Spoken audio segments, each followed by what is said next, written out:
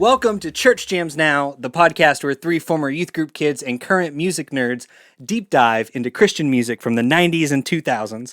I, of course, am your co-host, Kylan Savage. With me, as always, is Mr. TJ Smith. 2 + 2 = Tej. Ah, I see what you're doing. And our beautiful producer, Josh Olson. Hey guys, what's up? Hush, guys. Stop talking. Too much talking. We have a guest this week that I'm very excited about. We have a very special guest indeed, someone that I know we've been talking to for quite a while, trying to get on the show. We have Adrian Hummel. Welcome, Adrian. What's up, guys? Thanks for having me. Yes, of course. It wouldn't be this podcast if I didn't bring up the weird, the fact that we've actually been talking for 15 minutes before we started recording, and then we have to pretend like we're meeting again for the first time. Yeah. So Adrian, just to let the guests know, Adrian, you were a DJ at Power FM for a very long time. Which we talk about all the time on the show. We do. We do indeed. I noticed that. Features heavily. Yeah, that's cool. Yeah, and just from stories I've heard from Josh about house shows and things that you used to host, which we'll get into, seems like pretty involved, at least for a while, in the music scene in Dallas in general. So I wanna confirm first that those things were correct. Yeah. Yeah. Okay. Cool. And then what else? What else do we need to know about you, man? Oh man. So yeah, I was a radio DJ at Power FM for I want to say like 6 to 8 years, maybe. I was in radio for like a total of like 12 years. Got out of radio kind of like when digital marketing was kind of taking off, and this kind of transitioned to that and do that full time, and just really focus on advertising and marketing and all that fun stuff. But yeah, radio and music was a big part of our lives for a bit. And Power FM is definitely a station where I spent a lot of time. That station will always have a special place in my heart because I actually met my wife through that station. No way. Yeah. So there's a cool story there too. But I met my wife through there. We got real involved with the music scene, and would do house shows occasionally. So yeah, man, we were just trying to create community around music, and at the time, Power FM was a big piece of that. Yeah, for sure. I love that. I'm all about creating community around music. I mean, excuse me, if you're playing the CJN drinking game, that's the beauty of this podcast. That's what we're trying to do here. Yeah. So I know, Josh, I want to kick it over to you really quick, and I want to know what your history with Adrian and Adrian's house is. Well, I reached out to Adrian because I had actually been to 2 shows at Adrian's house whenever you were living in Deep Ellum. The first one I went to was a Matt and Toby acoustic show, and I think like late 2012. It was like pretty soon after their first record came out, and they were doing house shows. And I think that was the first like house show I went to ever. It was really cool. It was funny because we parked, and then like where you were living at the time, we didn't know where to go in, and then like I was with someone else, and then we ran into like other people that were lost, and we're like trying to like find like, okay, well, this is the place, but how do we get into this You place? had this whole little adventure before. We did. We just like, it's like as we kept going, we kept finding more and more people until we rounded the corner, and Matt Carter is like, oh, hey, come this way. He's like, we heard that there were a bunch of people that couldn't find it. So, Matt is literally escorting us to your house to see the show. So that place was actually pretty funny because I didn't realize at the time, and I was just, at that time bands were really doing house shows as kind of a way to, I just felt like get closer connection with their fans. And our apartment, you had to have a key card to get in and out, and me not necessarily thinking about, how people get in. Like I didn't realize that, there's a locked gate. And so yeah, there was that particular house show, I think we ended up having like close to 55, 60 people, in a tiny, like, 1,200 square foot, not even probably that, like 1,000 square foot loft. It was like shoulder to shoulder, like people were sweating. It was kind of uncomfortable, and I didn't know anybody there, like, but it was so much fun. That was a blast. Yeah. Yeah. I ended up sitting on your staircase because like we had people up the staircase to like watch. Yeah. So Yeah, and then the other one I went to, there was House of Heroes was coming through, and they were playing at the Profit Bar in town. And then, like, I don't know, I saw maybe it's been on like the Profit Bar, or the Doors website or something, or I don't know where it was, House of Heroes. But it was like if you bought your ticket ahead of time, there was like an acoustic pre-show at your house that you could attend. And I was like, oh, well, I was already going to buy a ticket, and I've already been to Adrian's house. I know how to get there now. So, yeah. So I bought the ticket, and then I didn't have any trouble getting in that time. So. Yeah, that was a fun one too. Yeah, we had a really good time. That's They're so on those. rad. Adrian, were there other ones that you did besides those? And if Yeah. so, what were some of your favorites? Yeah, so we did house shows with House of Heroes a couple different times. So there was another time, and this was probably one of my favorites, but at that building, so that we lived at, we ended up actually moving to an older building, still in Deep Ellum, just on the other side.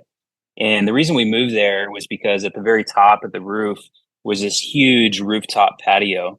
And so I remember I was talking to Tim, and it was when Tim and Stephanie were doing kind of like their, acoustic The couple Copper set, and they were Lily. doing some tour. Yeah, Copper Lily. And so I actually got them to come in, and we did a rooftop acoustic show nice. overlooking the skyline of Dallas. And we timed it to where it was like sunset, nice weather, acoustic music. And man, that was probably one of my favorites. And then a band in Kansas was really big into that scene too. And so we would actually have them come, and anytime they did a living room tour, we'd book them and have them come play. So I think all in all, we did like 4 or 5, different house shows over, a few years. And we still talk about that. My wife and I still talk about that because it was such a fun time. Yeah, that's so rad. I love Matt, I didn't go to that rooftop one. That sounds awesome. I know. Yeah. Well, dude, I love house shows. So I want to transition really quick. So, our show is about Christian and Christian adjacent music from the 90s and 2000s. And so I would love to get sort of your origin story in terms of that. Yeah. Like, what music did you listen to growing up? What was the first CD that you bought? That's always a question that always fascinates us. Yeah, so I grew up, and I was probably listening to more pop related like music, and then like pop and hip hop. So it was like early 90s. So you had like Biggie, Tupac, that kind of thing. And then when alternative music kind of hit the scene, like I just gravitated towards that. So like all the early 90 grunge band, like, Pearl Jam, Nirvana, Smashing Pumpkins, man, so many like Green Day, like I basically transitioned from like pop and hip hop into alternative music. And so like one of my first CDs that I actually bought probably was like the Green Day Dookie album. Yeah. Nice. And so, that was one of them. And then my first intro into Christian, the Christian alternative rock was probably, I want to say Audio Adrenaline, and Jars of Clay, I think was kind of, I went to a concert that my cousin that brought me to, and Audio Adrenaline was playing, ended up picking up one of their CDs, and I was like, oh, this is pretty cool. And that's kind of what introed me into that whole scene. They are a classic gateway band. Yeah, they are. Do you remember which record it was? Yeah, so I'm looking it up right now because like Big House was on it. Is that Underdog? Is that Don't Censor Me? Underdog. Yeah. I think it was Underdog. Let me see. It's been so long, man. I forget sometimes. So Audio Adrenaline. It was probably Underdog. Yeah, because I think. Or no. Some Kind of Zombie. No, Some Kind of Zombie. Oh, nice. Yeah, that was we covered Some Kind of Zombie on this show. That's Yeah. I think we all That bopped was a it, great right? one. Yeah, I think so. I think it was a We triple did. bop. We One did. of the rare triple bop The rare on Church triple Jams bop. now. So that's super Yeah. cool. So from there, I want to transition a little bit. I want to get a kind of brief overview too of how you got like into radio.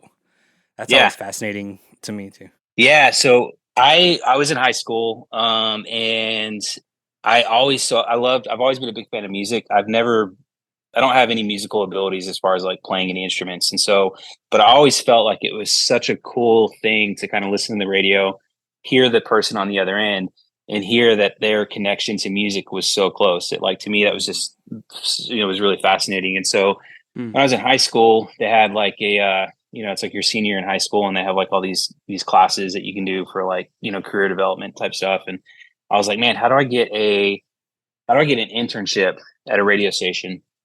It's kind of the question that I was asking. And so the neighbor that lived down the street from me, she was actually like an account executive at a radio station here in Dallas. And she's like, oh, I can get you an internship. And I was like, awesome. So she got me hooked up with a local sports radio station. And I did an internship there for, it was like not even that long, probably like 6 months. And then it was just through networking and getting connected. And, it's like anything in the music industry that I've realized is that you just have to work really, really, really, really hard and, knock on enough doors, and then hopefully eventually one opens. And so that was kind of the mentality that I had. And I just wanted it so bad. Like, I wanted to like achieve that dream of being on the radio and talking to people and being close to the music, that I was able to make that happen. And then it was definitely a fun time, but that was kind of the initial start. And then I got on at Power FM because this is kind of how, like there was a period in my life when I was in college, and I just broke up with my girlfriend. It was just like the trifecta of like things that could go wrong. Like, broke up with my girlfriend, lost my job, and I got evicted from my apartment. Right. And so I'm like sitting here. Yeah. Brutal. I was sitting there and I was like, all right, God, like, you put this desire to be on the radio in my, like in my heart, like, what do you want me to do? And I was on Zanga of all things, and was just randomly reading different people's blogs, came across Jade's blog, who was a DJ at Power FM. And in the comment section, I saw that Power FM was looking for a weekend DJ. And I was like, all right, God, this is my sign. So then I just emailed Chris at the time, and then he hooked me up, and and that's how I got on at Power FM. That's awesome. That's like, that's way better than when I also had that trifecta. I decided to get into stand-up comedy, and it did not work out quite as well. No, that's super cool. That's super cool. So nice. Did you have like any special, like, this is the Power Hour with Adrian? Like, did you have like a special show kind of thing? Yeah, man. Yeah, we did. So we did the All Request show at night for a couple years. And that was just like all chaos. Like, I remember there was one time I was, because I would kind of try and push the envelope as much as I could on that show. And so I remember I said something crazy one time. I was like, if I get 70 calls in the next 5 minutes, I'm going to do like 7 Skillet songs in a row. And like, literally my phone lines just like lit up. No way. And it was just one after the other. And like all these people just kept calling in to one of your Skillets. So I literally played like, I think it was like 10 Skillet songs in a row. And finally I was like, all right, I think we sailed this ship. I think we can like take a break. Yeah. It's enough Skillet for anybody. Yeah, exactly. So we did that. And then I ended up moving to do the afternoons. I did that for a few years. And then I ended up leaving. So, but yeah, it was a good time, man. That's sweet. So awesome. What was your duration at Power FM, roughly? Like, it was about 2006 to about 2012.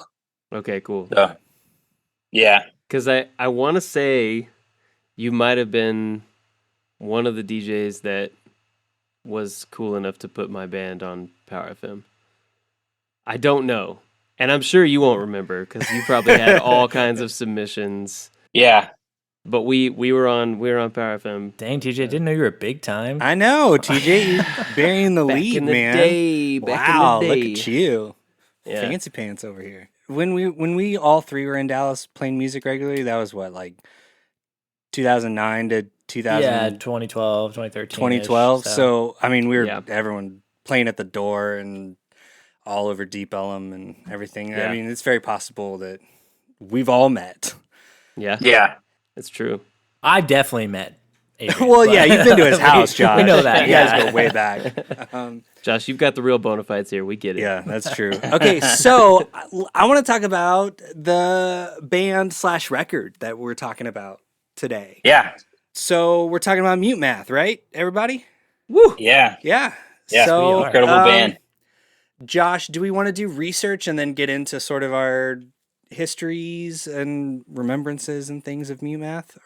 Yeah, that sounds great. Yeah, let's kick it over to you for some research. Sweet. Well, it worked out perfectly because this record is actually one of TJ's wishlist records. So Adrian, that's what I was going to ask. We have some specific like records that we're like records we want to cover, and then we all pick like 3 or 4 a year that we pepper in throughout the rotation. So TJ had picked Mutemath that we were going to cover later in the year, and then I like asked you, and we always ask like give us like 3 or 5 records that you want to cover, and you just like did one. You're like, have y'all done Mutemath yet? And I was like, actually, we were going to later in the year, but we'll move it up for you. But it works out because we did Earthsuit, right? So we're doing Earthsuit, and then this is coming out like right around it. Yeah, so we're doing like a pretty Paul quick Meany succession. month. Yeah, Paul Meany month.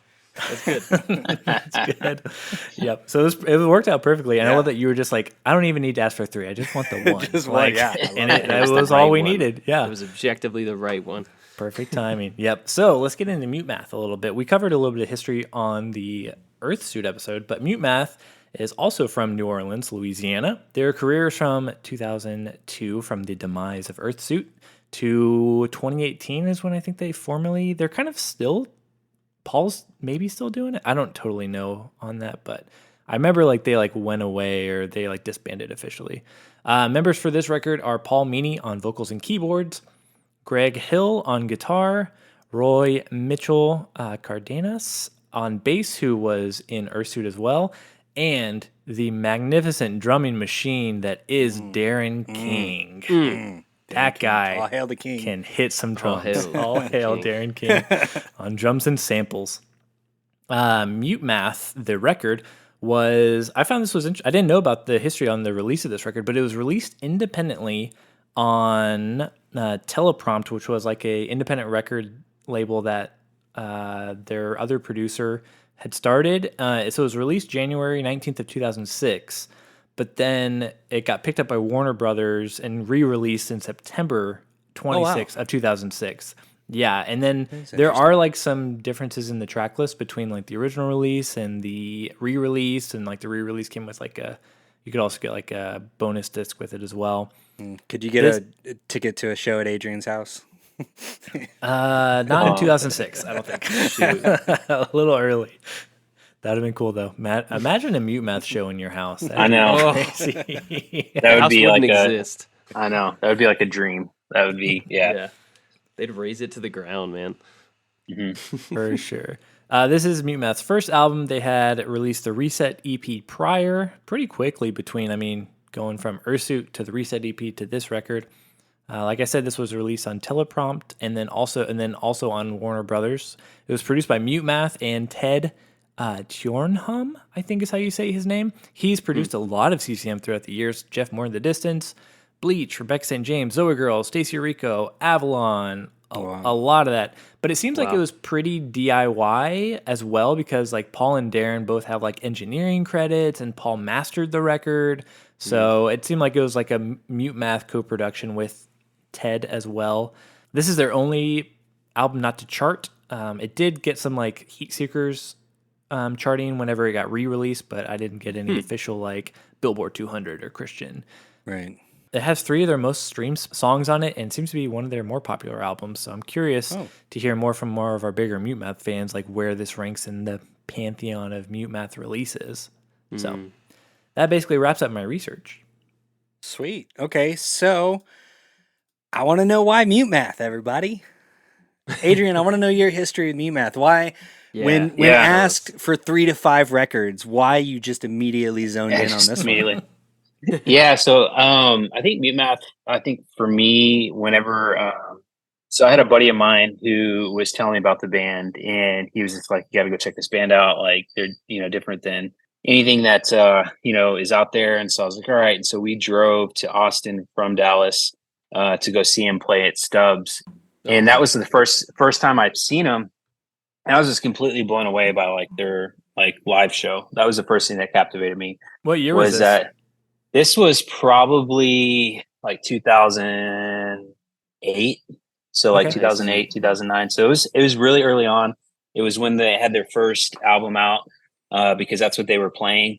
and I was just completely blown away by it. And so like I picked up the record, and got the band to sign it, and still have it, and so I just, from that moment when I saw him, I just became a fan, like the production, the music, it's so different and so catchy. And it was, that elements of faith in their music, but it wasn't so overtly Christian that like Right. anybody could listen to it that like just enjoyed really good music. Mm-hmm. And so, yeah, and I always have like a spot, in my heart for bands that I feel are like not represented well. And I felt like Mutemath never reached their full potential, as a band from like just getting at their music out in the world, so to say. And so, Right. that was kind of a big thing too. And yeah, so I saw them a bunch of different times and just really got into their music. Heck yeah. That's So awesome. That's as good a reason as any, man. That's so good. Yeah. I love that. So, okay. TJ, buddy, Yo. this is a wish list for you. 2 + 2 = Tej. Yeah. Yeah, it is. So Yeah. tell me about you and Mutemath. Oh man, I don't. Similar to Adrian, I'm pretty sure the first time I saw them was like had to have been 2008, no later, maybe even earlier. I might have seen them in high school, but I think it was 2008. I think it was like my freshman year, maybe, of college, and I don't have any idea what venue this was. But what I do know is that Paul Meany flipped over his keyboard multiple times. He crowd surfed. Darren King made my brain melt on probably like 8 to 9 different occasions throughout the set. And oh my God, yeah, they're an incredible live show. I agree, Adrian. I think like they are so talented and they're like a band's band. They're so phenomenal, and I don't know if they ever got their due. Like, truly. Yeah. They did get on the Twilight soundtrack, so Yeah. there are a lot Hey, of people dude, that know about them that would not have known about them. Those Yep. Twilight soundtracks like ripped way harder than they had to. They slapped, yeah. Yeah, They were they're pretty great. good. They're pretty good. It made no sense, but it was awesome. But they were on it, and yeah, man, I had to get this one on my wish list because I just think it's like the birth of an era of a cool sound and a cool band. And Adrian, I'm just delighted that it was what you brought to the table. It's good kismet. Absolutely. So, another kind of cool story too that like, so do you guys remember the video Typical? Yes. Did an auction to raise funds for this house in New Orleans, and I think Cool. this house was like kind of like a, it was a place that people could go and stay if they were traveling through the city, or like maybe they were taking in people. I can't remember exactly the whole details, but they auctioned off this bass, and so for my wedding, as my wedding gift, he surprised me with the Typical bass from the music Get video. out of Yeah, here. so that That's even like cool. solidified my love for the band, because I was just like, no way. And it was all like, it's just like a cheap bass guitar. It's all taped up, busted up. But like, Sure. if you go watch the video, you can tell it's like the one that's in there. So That's amazing. That video rules. That was some like OK Go shit. Yeah. Like absolutely. Yeah, it was. next level. And I think that was another thing that I liked about them too, because if you look at like their influence on bands, like, a lot of people say like 21 Pilots have like a crazy live show, but Yeah. really, I feel like Mutemath was kind of on the forefront of doing all the flips and For crazy like, production stuff and drumming Big and stage all that stuff. presence. Yes. Yeah. Yeah. I think so. So that actually ties into kind of my Mutemath story. I have one Mutemath story that I've been a little hesitant to share, but I think I've teased it enough on this podcast. It's time. So I fully understand, like, I don't know. Okay, let me just tell the story. So I confirmed this with my mom last week, just to make sure I wasn't misremembering. But I saw Mutemath open for David Crowder Band in Tulsa, Nice. Oklahoma in like 2004 or 2005. Dang. So I think because Wow. like David Crowder Band similarly had some wild antics on stage for a Yeah. while. They had Steve True. 3PO. He played like a Guitar Hero guitar. Mm-hmm. at that show, I don't know if it's just like I wasn't tuned into what they were doing or they were just having an off night, but it was terrible. Really? It was no. really, really, really bad. And they were trying to do a lot of these like sort of theatrical like kinds of things and nothing worked. Oh no. And it was really bad. And my mom and I talked about this like for years. Like, remember that like shitty band that opened for David Crowder? Oh no. And then come to realize like years later, everyone's like, Mutemath rocks. And I'm like, yeah, but like, do they? And They didn't that night. yeah. And so it took me like to the point where like this first record that we're going to talk about, I haven't listened to it all the way through because at that time it left such a bad taste in my mouth for so long. And now it's like, yeah, I fully understand like the musical genius of Paul Meany and Darren King. And I'm like, okay, like I get it. But at this point, it's a little bit of like kind of similarly to like Radiohead for me.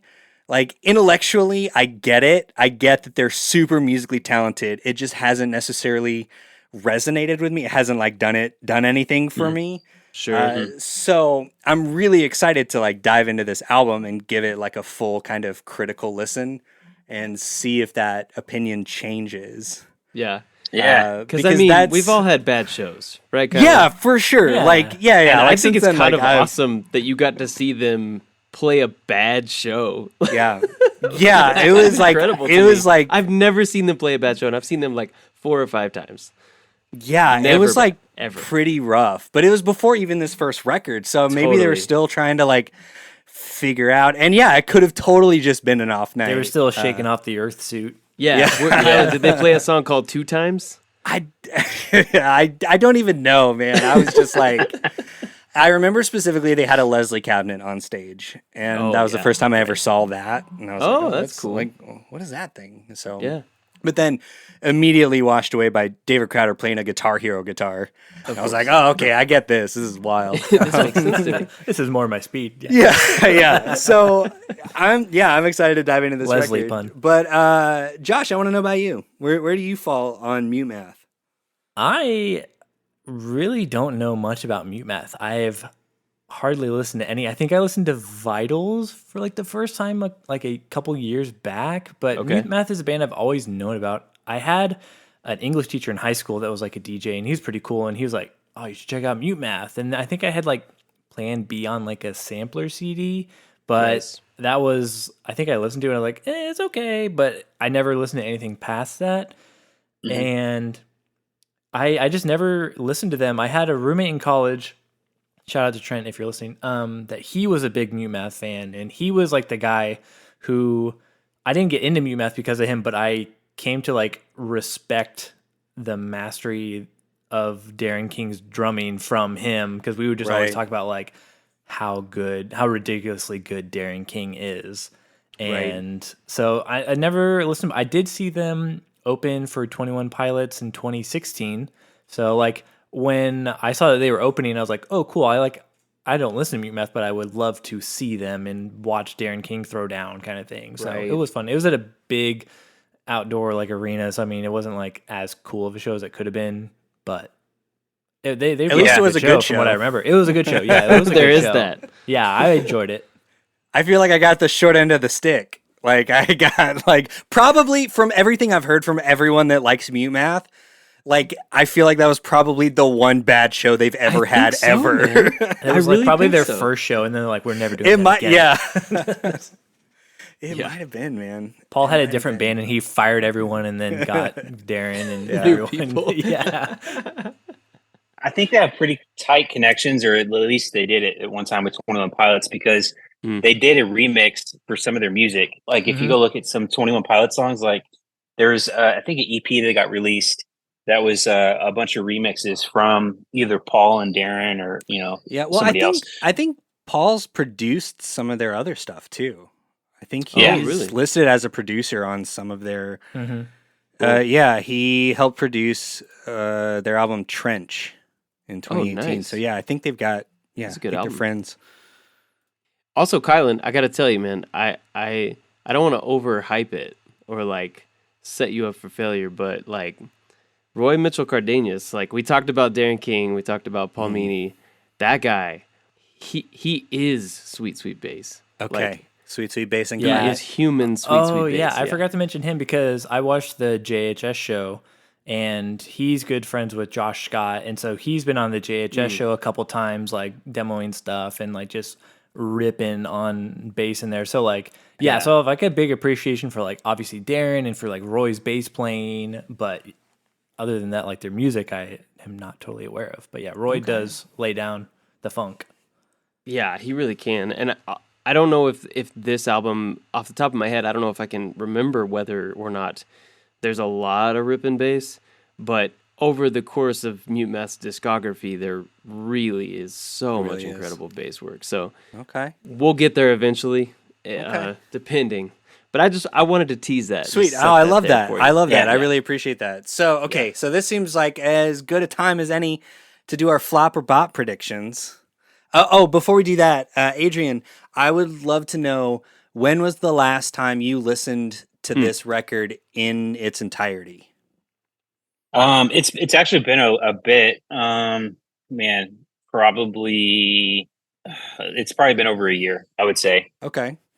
Because because I recently got at my house in Oklahoma, I recently got a record player, and like I got like a little hi-fi setup, and so I went back and I was going through my records and I was looking at it, and I got that record from the show in Stubbs Barbecue, and I put it on, and I didn't listen to it through its entirety, but I did listen to a few songs. So it's been a while since I listened to it in its entirety, but nice. Yeah.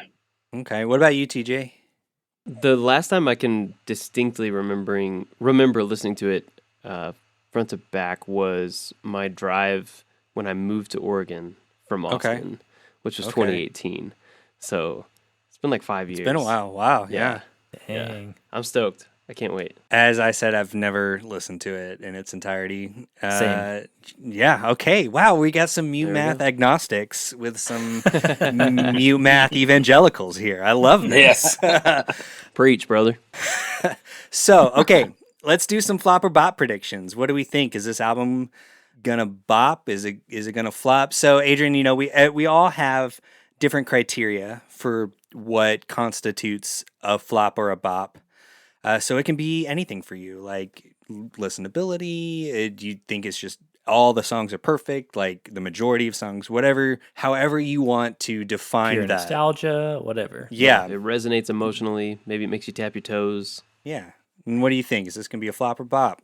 For me personally, I definitely think it's a bop. And there are certain things about that album that really, not only, I think it'll stand the test of time. So that's one thing I think, is that the musicianship and the production will stand the test of time.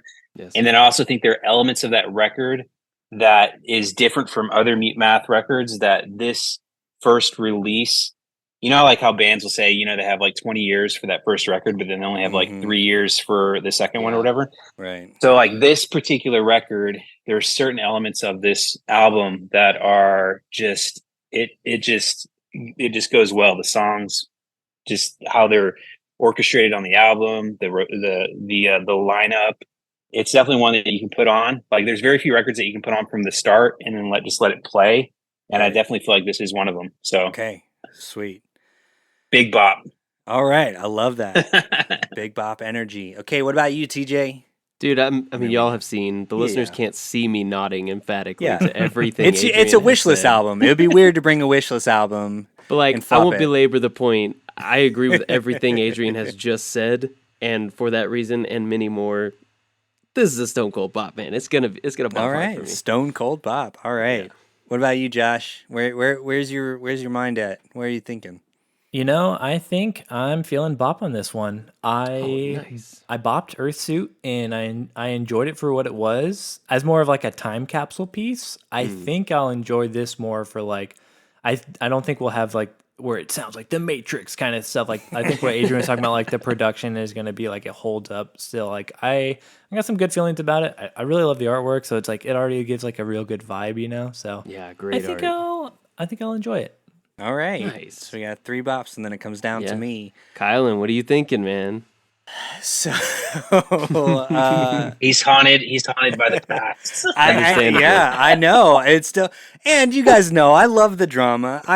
So I've been trying to in 2023. I think I spent too much of 2022 getting my heart broken by predicting a bop on every record. It's true, man. So I'm trying to come in with my standards lowered in balanced. 2023. Yeah. Yeah. So I want to say, as we say on the show, maybe an aspirational bop, but I still can't get past that terrible, the one terrible show Mutemath ever played. I don't know. Well, okay. So really, at this point, for me, I think it's going to come down to Josh. How many songs are on the record, and how long is it? I'm so glad you asked, Kylan, He was ready. because He's been I've ready. learned my lesson. this has 14 songs on it. The runtime, okay, here it is. The runtime is 63 minutes, which is the longest runtime we've covered on the show. No way. We haven't Is that covered real? anything that's Wow. been over an hour. Free Last is like Wow. 57 minutes. We've had a couple like 54, 55-minute records. How cool. This is the longest one we've done. Whew. Well, I'm going love to that. flop it. I don't got time for that. I don't got time to listen to a 63 But minute you're record. going to. That's the thing, man. No, I know. But I'm probably going to be angry about it by the end. You might. And You so I might have an anger flop. I want it to be a bop Anger so flop. bad. That's but- new. I think that's new. Yeah, Going to but new it might flop. be 63 minutes. It's long. It's a long record. That's crazy. Man. Oh man, had you no could watch idea. like 3 full episodes of a sitcom That's true. in that time period. It's like Adrian said, man. It's a front to back. You just put it on and you like gel with it. It's like a 4-course dinner at a Yes. fine restaurant. Yes. Take your time. Yeah. See, I'm more of a fast food guy, so Get him in, get him out. yeah. I think I'm gonna love what's the about half burger? of this record. I have a strong feeling I'm going to like and specifically like production and stuff. I think Yeah. I'm gonna super vibe with about half of this record, Yeah. and I think there's gonna be about half of it that I just would be Yeah. fine not listening to it again. Without that feels like an So- accurate assessment. Right? I'm trying to, I'm nothing if not self-aware. So, yeah, I think we're going to take a quick little break for the listener. For us, it's going to be a week. We're going to take some time, live in Mutemath world. And when we come back, we will dive right into 2006's Mutemath by Mutemath. Hey, Josh. Hey, what's up, TJ? I saw you kind of quietly murmuring to yourself, and it looked like you were crunching numbers and carrying threes and adding and subtracting. Yeah, you caught me. I was trying to be even quieter with my mute math, but I don't think I was mute enough. Right. At any rate, while you were doing that, I happened to be browsing the Collide Records offerings of what they have for Mutemath. If listeners are into that, I know we've been on a Mutemath kick recently.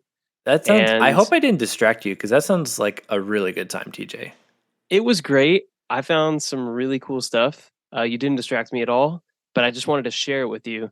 So I'm sorry to interrupt your Mutemath, but I'm going to talk about Mutemath a little bit. They have the Play Dead vinyl LP. That's one that I've been jamming a lot lately, to be honest, because it's a little more recent and I've been more in the mood for it. But if you want to get throwbacky and throw on the ancient technology of a CD, you can also get the Odd Soul CD, which is essentially Mutemath trying to be the Black Keys. So that's kind of fun. Oh, I'm looking at this right now, and I am seeing that the Odd Soul CD is also the Australian import edition. There you go. That's That's pretty right. cool. I don't think I And have that's any their third Australian record. imports, so You good could chance you to could get have one. This you could, could get it. yeah. This could be my first one. Everybody wants that special down under flare, right? on their high fidelity recording. The greatest thing, Josh, is that if you use our promo code for your first order, anybody that wants to get that, a special Australian CD or any other vinyl or CD offering from Collide Records, they can get 20% off. How crazy is that? I'd love to get 20% off. How do I get that? You got to use our newfangled promo code Church Jams now. Oh, all one word? All one word, man. Lowercase. It's that simple. That sounds pretty easy. It's simple, man. That's a great, easy way to get 20% off some of your favorite records from Collide Records. And the best part is they do all the math for you, so you don't have to like do any Oh, mute man. math That to is a figure out the relief. 20% off. Let me I tell know. you. Oh, I was struggling over here. I saw it. Yeah, So yeah. I'm Thanks. just trying to make your life a little bit easier, Josh. I in case appreciate wanted you to do looking this. out. You're welcome, bud. So check out Collide Records, y'all. Check out what they got, mute math or otherwise, and get the sweet 20% off using our promo code Church Jams Now. Now let's get back to the show. Welcome back, everybody. I hope you enjoyed those sweet ads that we did. We're back. It's been a week since we last talked. Adrian, of course, is still with us. Welcome back, Adrian. Hey, what's up? We're very excited to talk about this record. But before we do that, as Josh was just saying before we started recording, you teased in part A that you met your wife through the radio station. I don't know if you want to tell that story on the air. Yeah. We'd don't mind. love to hear it. We can cut it Yeah. if it's boring, but I doubt it. No. So I actually used to be kind of embarrassed about like telling the story because at the time it wasn't like the way people met wasn't the way that we met wasn't really like a thing. So yeah, so she was a listener at the station of Power FM, and I was the DJ, of course. And so back when I was on the air in between songs, one of the things I would do was engage with people on MySpace through the station's MySpace page. And so I remember she was a fan of the station's MySpace page, and then I was wanting to comment on one of her pictures, but I was not friends with her. So then I like added her as a friend on my personal MySpace page, and we started chatting. And then we moved over to AOL Instant Messenger, and we were starting to chat, through AIM. And then from there, we met up for coffee at Starbucks, and that was kind of the story of it. And so the embarrassing part that I didn't like to used to say was that I met my wife through MySpace.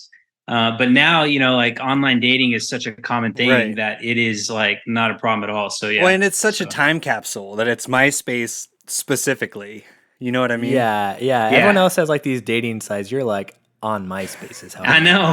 Yeah. I love that. I love that. Yeah. Oh, that's so great. I love MySpace and AIM. I mean, that's just like perfect. yeah, saying you met on MySpace now like seems like so quaint. Like, oh, MySpace. Yeah, I know, right? Yeah, we used to get jokes about like, did we invite Tom to the wedding and all that kind of stuff. He probably would have showed up. Yeah, Out there somewhere, he's proud that you guys met on his side. absolutely. So, are we ready to talk about Mutemath, the album And that we Let's do all listen to? So, I usually like to start it off before we go in track by track. I like to ask, does anyone have any general thoughts on the album that they'd like to share before we get into it?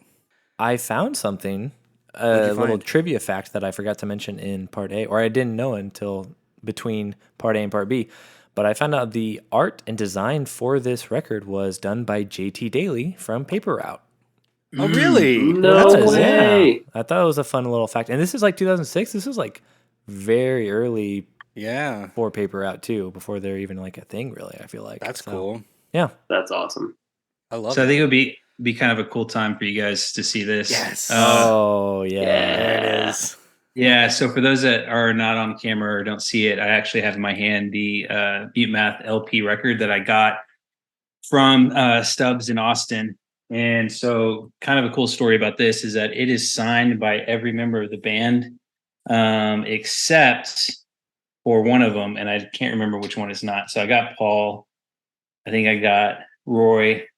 I don't know who that one is, but maybe Darren. But yeah, so I'm still That's missing so one cool. signature. Greg, if you're out there, come sign Adrian's vinyl. Yeah, I think it's Greg. Yeah, now that I look at it. Wow, and you got that one like back in the day. So that's like first pressing, right? Yeah, this is like 2006 Dang, on vintage. teleprompts. So kind of Back Nice. before vinyl was cool. Yeah, Right. so I thought it'd be worth sharing with you guys. That's awesome. Dude, that is Yeah, that's so amazing. we're big physical media guys. So stuff like that is always super cool. Yeah. Thank you. Yeah, absolutely. Yeah, okay, so I want to start doing this because we talked about this recently, maybe on our Sons episode, that for some reason we don't talk about album art quite that often. No, but we should talk about it more. I that this feels like a good opportunity. I love the album art for this record, It's really great. with just like the studio just packed with instruments and then the lights on everyone's faces. It's definitely the kind of album that if you don't know the band but you just see this in like a record store or something, you're gonna pick that up. Yeah. And all the Yeah, members are absolutely. like dressed really like nice and clean, like Yeah. in suits and stuff. So they got like a very like professional look. And I think it does a good job of giving you sort of some visual cues of what you're going to get into on the record. At least now for me, like having listened to the record all the way through, Yeah. the album art makes sense to me. You know what I mean? Right. Yeah. It lines up. Mm-hmm. And also now that I'm thinking about it too, their outfits are really representative of what they would wear when they perform live. Yeah. And so, because they were always kind of dressed up a little bit nicer than what you would normally anticipate or think. Mm-hmm.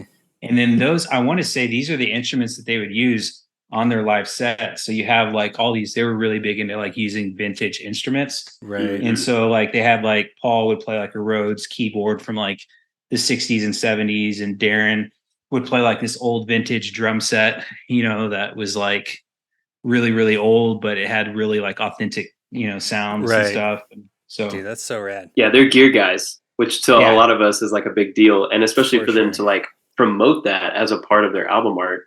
It, Right. like you said, Kylan, it does lend itself to kind of telling you like what you're getting What in. you're getting into. Yeah, exactly. Yeah. Yeah, and I have a lot of notes about that as we get into the record. So before we do that, I want to tell you guys the crazy story. I already told Josh.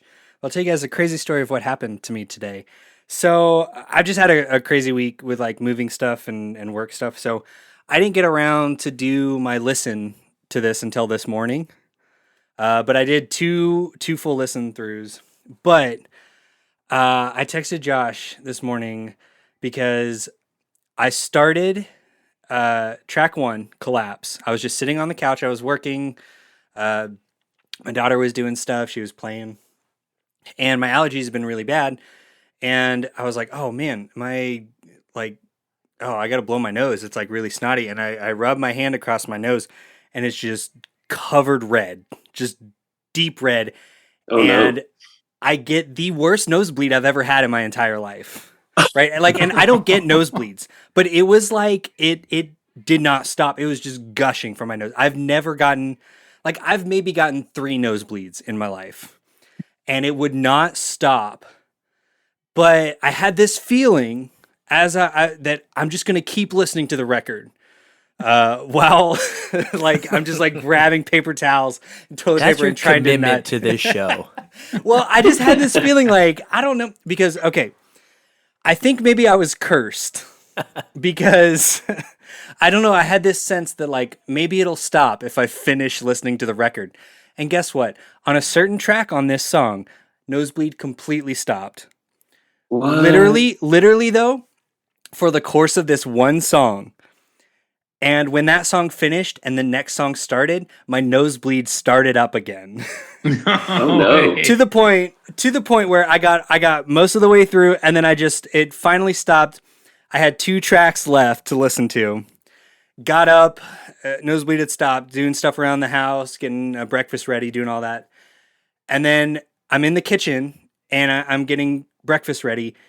And I'm like, okay, I got these last 2 songs. I'll go ahead and put them on in my ears while I'm like cutting stuff up. Nosebleed freaking starts again.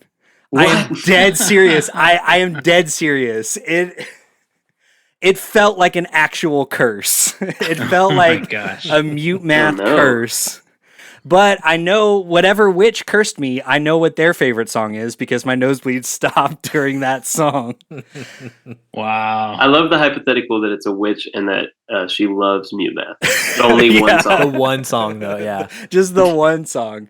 So I had a really interesting, and so I will say I did do another full listen through after that without the Great. distraction of losing half my body weight in blood out of my nose. Between this and the pairing of like you seeing the apparently one time Mutemath wasn't on live, like Yeah. Yeah, the Josh and I universe were does joking not that- want you to become a Dicey. Mutemath. I know, that's what I'm saying. Like, I've been trying to give it a fair shot, but I don't know, man. I don't know if UMath is the band for me. I guess we'll see. Yeah, we'll get into it. Okay. Sorry for that insane story, but it just blew my mind today, so I had to share that. It blew your nose. It did, man. It was wild. Okay, so let's just let's put some potatoes in our socks and dive right in to track number 1 from Mutemath, Collapse.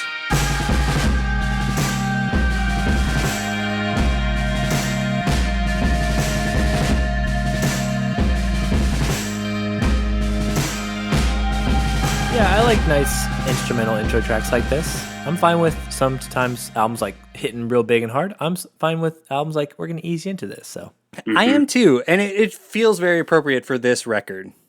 yeah, Yeah, because I mean we've talked about that a lot. Like I can go back and forth on that quite a bit.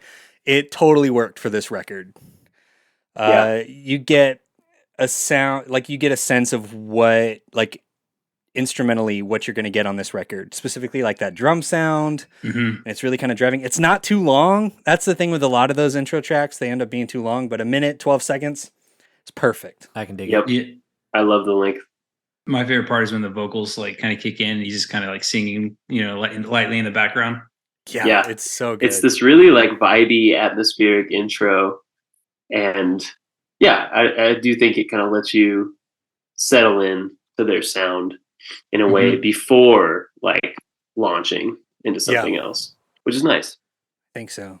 I totally forgot to look up what it was until Adrian, you said the vocal part, but there is a Switchfoot song on Fading West that like that's a very, Switchfoot uses a very similar vocal line. I can't remember. It's like the big one from that album. Maybe Love Alone is Worth the Fight or something. I don't know. I meant to look it up and then I forgot, but then you reminded me. So listeners, if you're out there, let me know which one it is. I can't remember off the top of my head, but it is on Fading West. You're going to get so many tweets about not knowing that, Josh. I know.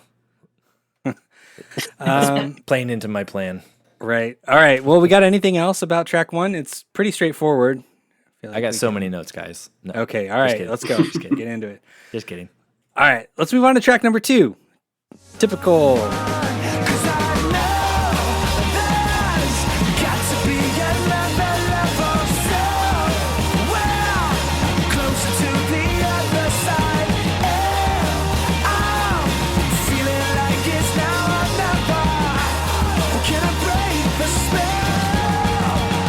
This is the most streamed song on the record, and for good reason, because this song rips. It really sure does. That was my first note. I've heard this song. Nice. This was definitely the standout single for him off this. Yeah. So Kylan, did you, when you heard it, you were like, I know this song. Was there a fond sensation? Did you realize that it was Mutemath when you heard it? Like, Yeah. Okay. And man, this song is just so good. That guitar tone in that intro is just beautiful. I love it, going back to like the album art and the whole thing of them using like vintage instruments. I like that everything just sounds a little dirty. Like it sounds big without being super compressed. Yep. And everything is just a little dirty. Like even I feel like there's like saturation on the drums and stuff, but like just enough. Yeah, it doesn't feel too slick. Right. Yeah, Like exactly. a studio fake kind of production. It machine. feels like a good representation of, and it's rare, I feel like, for there to be such a straight line between how a band sounds in the studio versus live. And you guys can speak to this more than me, obviously, but I got the real sense listening to this that this is like pretty close to like a live performance. Yeah. Definitely. Yeah. No, I totally agree with that. I think one of the things I really liked about this song is just like, the struggle that he's having between like where he's at, but also where he wants to go, and that tension between like being where you're at, but knowing where you want to go. And he's like saying, I know there's got to be another level. How long does it take, to get, to break the typical, which to me, when I first came across this record in my early 20s, I was like so relating to that message and that theme, because I was just like, man, if I just work harder, maybe something will happen, but nothing's happening, like that kind of Well, it makes sense too, like coming from his perspective of of before Mutemath, even doing like Earthsuit and stuff, Mhm. and getting sort of a level of that success, and then just kind of like doing back down and being like, well, how long do I have to do this? Like, Yeah, if there's but- one word I would use to describe Earthsuit, it would be typical, you know? Yeah. oh my god, oh my God. Get out of here. I did have another Earthsuit note on this. You can tell at one point when he's saying I'm just the typical, he goes the typical. It's a little bit of that kind of rap rocky Earthsuit thing. Like you can see he's still kind of shaking that off a little bit. Yeah, but I feel like he found a way to use it in a more refined sense, or like a more, I don't know, tasteful Right. way. Yeah. And he doesn't overdo it in the way For that, sure. you know, Earthsuit was like a little overly indulgent in that way. Mhm. Overly indulgent is it? I really like Paul's voice. When he's just It's doing so like his good. straight singing, like cleans, like with Yeah. like it's more refined on this record than we heard on the Earthsuit one. So Well, Yeah. I have a theory, Josh, on why you specifically like his voice that we'll get into on a later song. very nice. Oh, I have to mention, guys, freaking sweet bass Oh, all over the place on this you're record gonna to the mention point it where every song. Yeah. it'll be easier to mention the songs where it doesn't show up because it's all so good. Yes, And I knew it. It's just Yeah. cool to like hear something like this where like once again taking it back to the album art and stuff, like you can tell that they're like gear guys, and it Yeah. feels like almost the way some like old school country records feel, of like you really get a sense that the people playing on the record are just like hardcore studio guys, like guys that Yeah. have just perfected their craft and like Mhm. Yeah.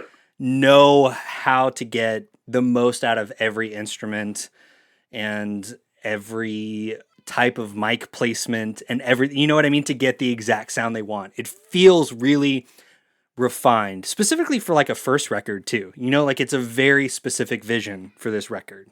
Yep. No, I totally Yeah. agree. And Adrian, didn't you bring up the music video? Was that this one? Yeah.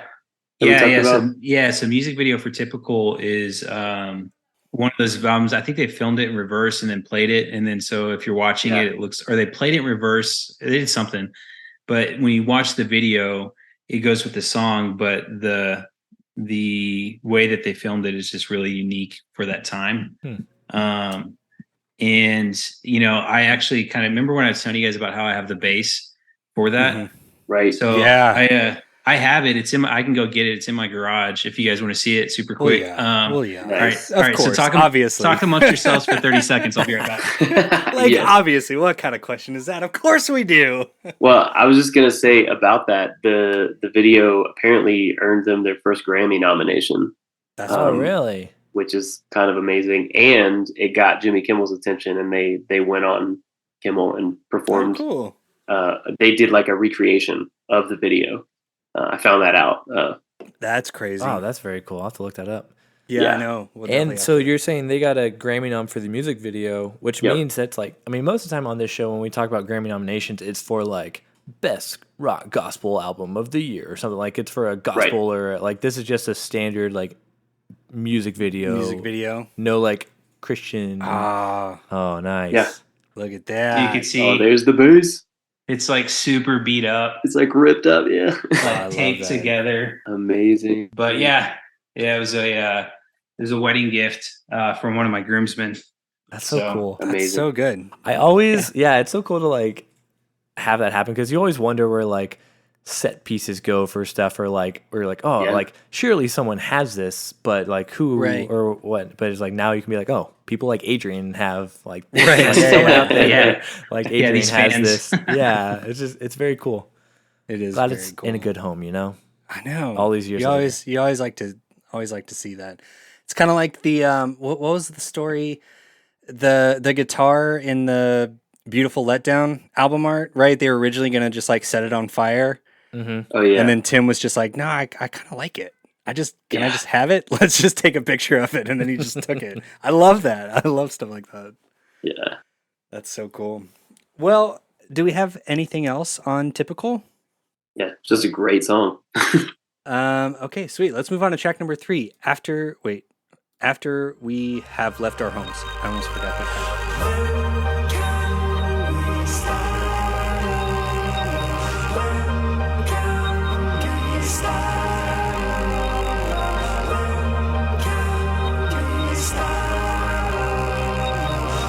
I do actually have a lot of notes on this song. Okay, sweet. Let me just get this out of the way, and then I'll let you run with it. You guys know that I just love swirly backwards keys. We talked about that on Evanescence and quite a few other episodes. I just love swirly backwards key sounds. Yeah, it's just beautiful. It's delightful.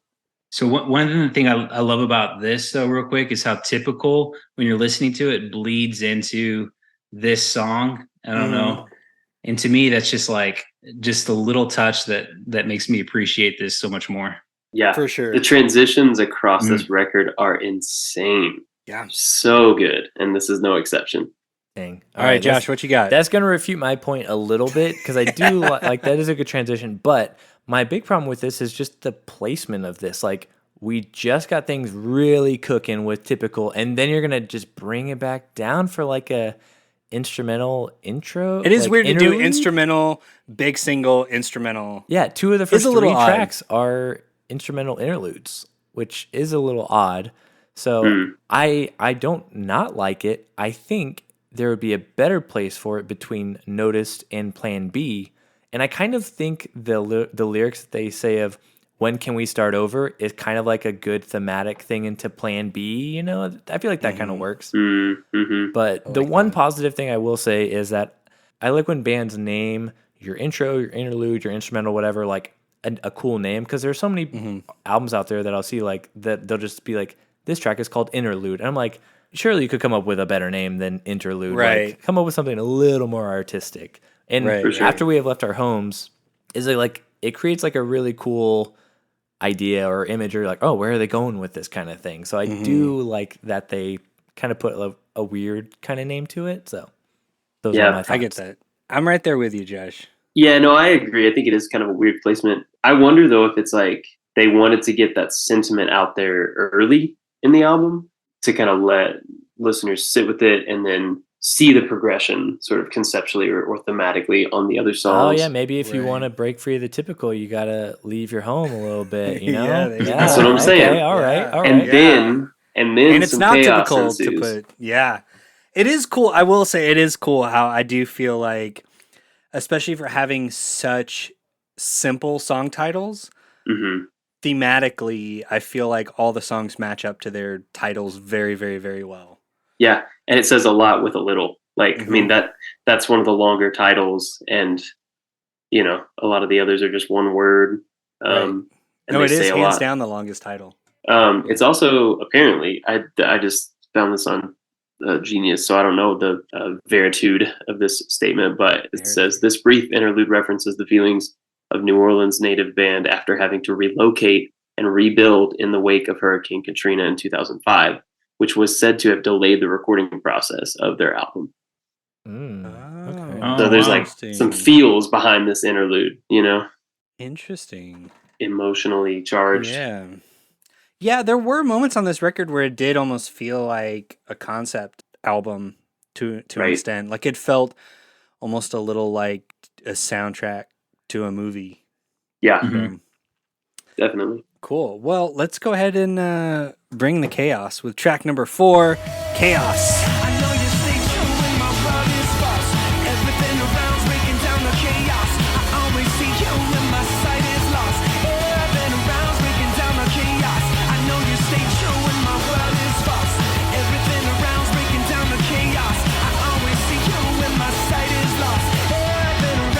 This intro is the most Circa Survive intro that Circa Survive did not write. You're very correct. Right? It's so Circa Survive. Yeah, something that was like, it reminded me of something, but I couldn't place it, but you're right.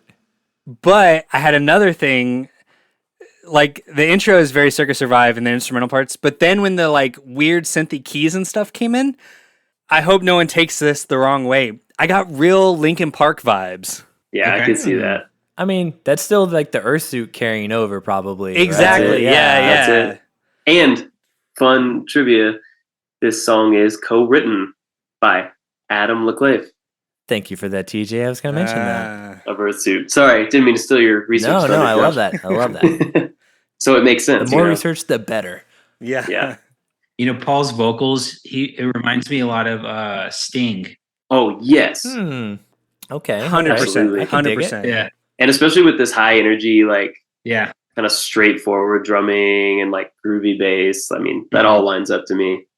And then I was his vocal performance on the verses are it's so weird. It I love stresses it. me out because it almost feels like there's so many times where it feels like he's on the verge of just being off time, like to the point where But he's it's not. like, is he in a different time signature on some of these parts? But but going back to what I was saying, like that makes so much sense thematically for a song called Chaos. Like it's on the verge of like being so chaotic as to be like almost unlistenable.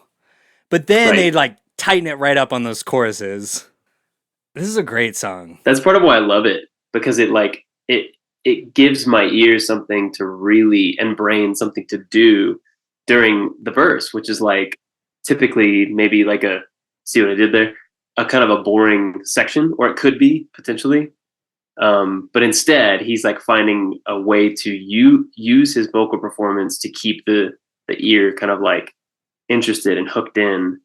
He could just be delivering these verses like in a really straight time, like with a melody that's like very, very like run of the mill. But instead, he's just like, I feel like Paul's all about variation on a theme, right? Like he like finds one idea and then he's like, I can expound on this and like take it here and here and here and here, and like he never gets bored, and therefore the listener never gets bored, or at least that's my experience of it. So where you're getting stressed out, I'm like, oh, that was cool. He like held that note longer and like waited to deliver that last line.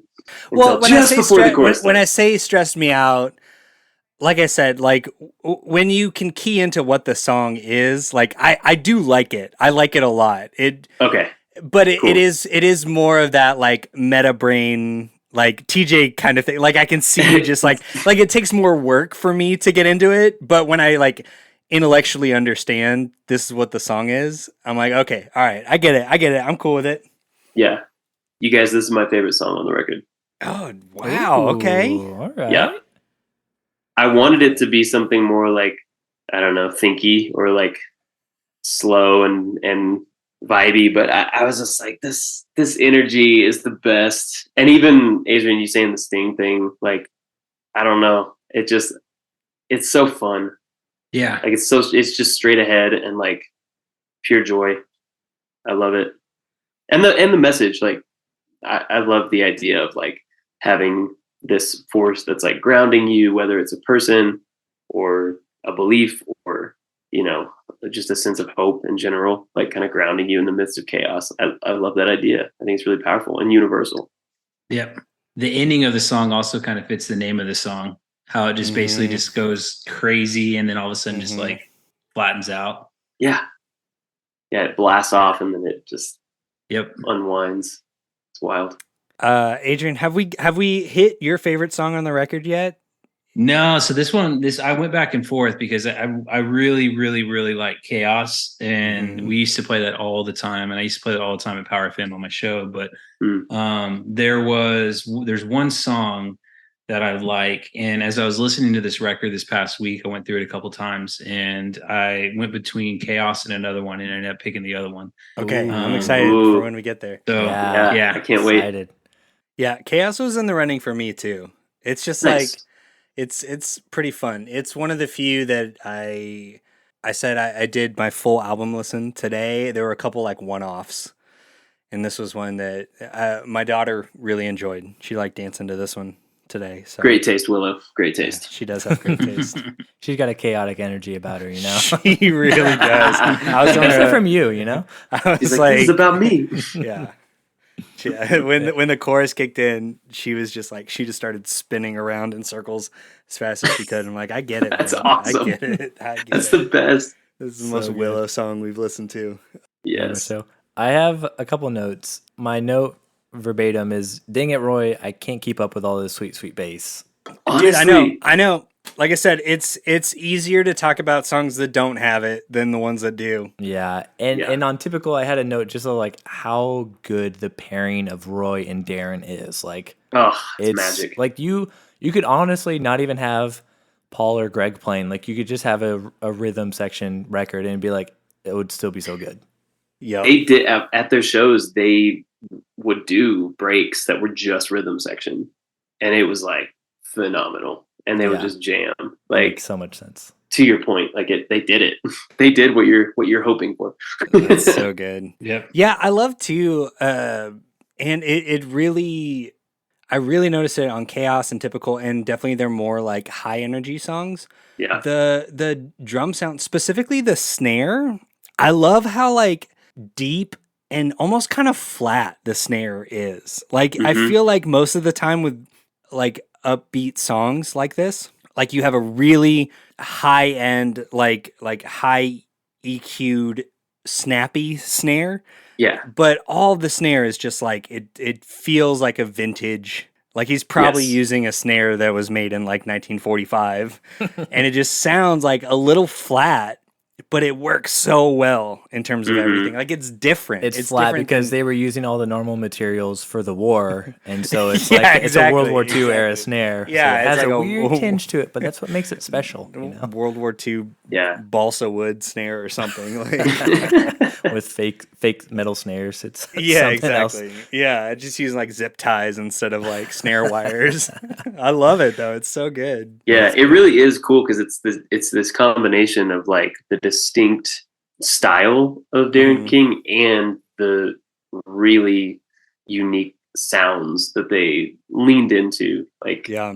you said, as gear guys. It makes for a very specific type of listen, and like it's fun too to see the evolution of like the drum sounds that they For sure. pursued throughout the rest of their discography. But this kicked it off for sure, and it's Yeah. a blast. Nice. Sweet. We got anything else about Chaos? I have one thing that Uh-oh. I've been debating whether I was going to share or not. Well, you got to share it now. Do You it. obviously It's- have to. It's probably the stupidest thing I've done on the show, but when Oh, I was boy. listening, this is just where my brain went when I was listening to this song. Is this gonna be a real Kylan move, isn't it? It might be. I can't I'm wait. sure you'll appreciate this. It's particularly the line of, "I know you say true when my world is false," and that got me thinking. You know, who else says false? You know, Gollum and Smeagol. And so Oh my god. I came up with some alternate lyrics for Oh my a god. Oh chorus. my god. let's go. Oh If my Smeagol god. was singing I to love Gollum, this. I will not be performing it as Smeagol or Gollum, but You I will have just to. read No, it. you have to. No, Yeah. if you've gotten this far, Guys, you my voice you, is just not the same today. you're if no, couldn't you hear. have to. If you've gotten to this point, like We're too early Yeah. in the episode. Commit. We're not. no, This is No, like no, a, no. this I is like disagree a track with 13 that. kind of thing. Do it for No. Adrian, man. Yeah, you have Come on. to. If we have a guest on and you bring up a bit like that, I think Yeah. Man, this you're is what I did- I contractually did to obligated myself. to. I should have been playing it cool for Go for it. Adrian. I'll just Now I read gotta it know. first. I'll read it first, and you can decide. My lyrics, okay. Alternate chorus are: "I know you say true when my world is false. Tricksy hobbitses making life a chaos. I always seek you when precious is lost. Wraiths on wings making time a chaos." Oh, that's great. So Oh, I don't Definitely think I better could do than the it, like- original lyrics. Yeah, I don't think I could do it as Smeagol in like keeping time with. So just do it at home. Maybe we'll do a remix or something. But well, That was nice. thanks, Adrian. Yeah. It started You as should like have just like the dumb joke, and I was like, "Can I actually do this? I can make a whole chorus." I did. So it's not like I love it's that. just a little bit of a That's change, great. but. Yeah. The whole Gollum's time, favorite band while is y'all were Mutemath, talking, I was obviously. like, "Do I say?" I forgot that it was in there. I was like, do I say this or do I not?" Like, I'm so glad that you. You did. needed to, man. Because I can't be the only one that ever makes an ass of myself on this show. Don't worry, I got your back here. Thank you. Share and share alike. Trixie Hobbitses. Trixie Hobbitses. That was the best part. All right. Well, let's go ahead and move on. Please. I'm going to be thinking about this all night, though, Josh. I'm going to just, as You soon as we're won't hear done, this song without thinking about. I know. Smeagol You've singing kind of it. ruined it for me in the best way. It's fitting because Josh brought the Gollum chaos to the It's song fitting. That's on- very yeah. true. and to this episode. That's very true. All right. We ready to move on to track number 5? Do it. Definitely. Track 5, Noticed. I can't believe I never noticed my heart before.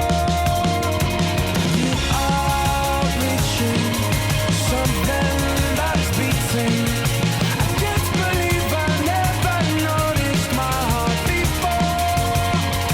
Over and again. This guitar line, I was trying to figure out what it was, but it's like almost like Me Without You-esque, kind of like a C minor kind of thing, but it's like Me Without You if they were doing like a 60s kind of like throwback guitar tone kind of thing. Yeah. So It also feels a little Death Cab to me. Maybe that's a better one. Yeah. But I like that they keep the energy high. Like, Yeah. just, keeping things moving along. Okay. This is the only time on the record. So I have two things about the drums. One, it's insane to me that Darren King can play the drums and specifically the hi-hats like this in a way that feels programmed. But I can Yes, guarantee you that it's not, that it's all Exactly. done live. But exactly. it feels like programmed drums, like when you can just drag Yep. your cursor across and just do these like weird rhythms and stuff. I don't think we mentioned it, but he tapes his headphones on.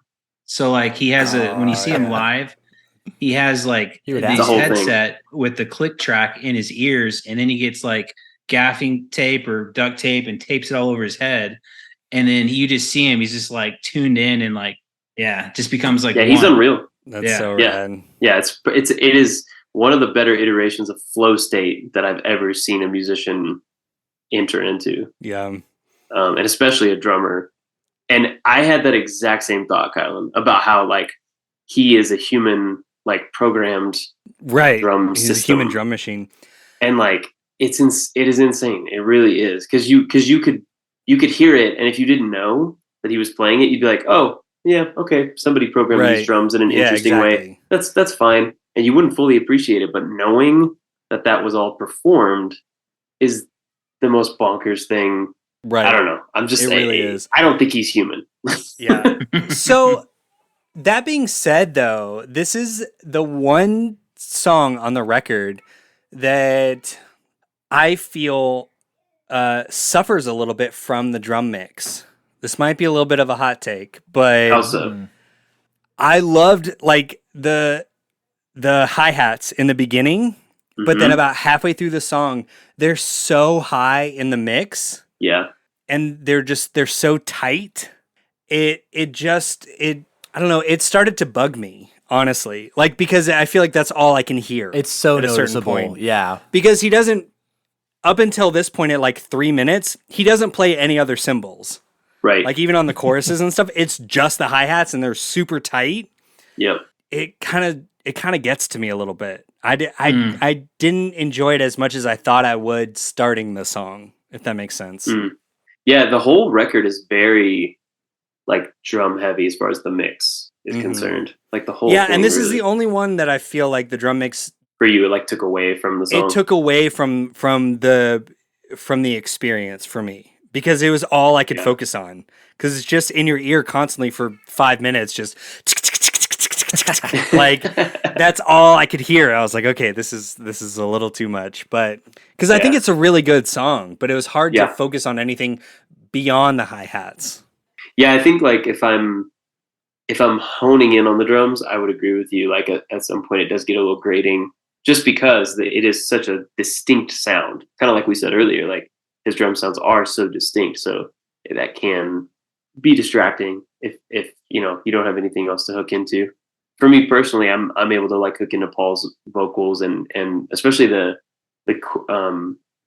bridge. The only time I ever notice my heart is when I notice you. I think that idea is like deeply profound. Like that Mhm. that to me is like some of the best and most efficient lyricism while still again saying so much. Mm-hmm. Like this idea of, like loving yourself or paying attention to yourself, your needs, your struggles, your failings, your strengths because of another person, like the mirroring of like having somebody in front of you kind of teaching you what love is.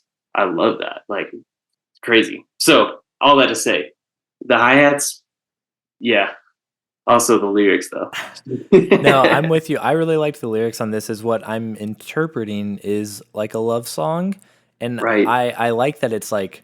'Cause I mean, with love songs, it's like it's hard to do it where you're like not just like super gushy kind of stuff. So I like that it's just like I don't know, maybe like an understated, but like it still feels like genuine and Yes. heartfelt, and like and I just like that he's like approaching it from like a different way of and like you're saying and like how he uses noticed both ways. Like I noticed my heart because I noticed you. Like he's using the same word twice, but like it doesn't feel like he's overusing it. It doesn't.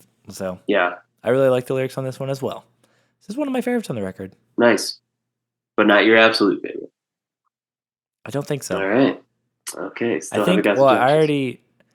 I didn't mention it. I think it's typical. Oh, okay. Forgive me for being a little typical. I think it is typical, but this is probably my number Nice. 2. Yeah, it's a good one.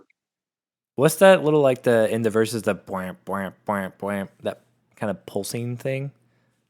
Yeah. What kind of Some sound weird, is that? Is it probably the one that's sampling? Yeah. Yeah, I think it's just like a synth, like a Just a synth, synth, like just- like a okay. Moog or something. Mm-hmm.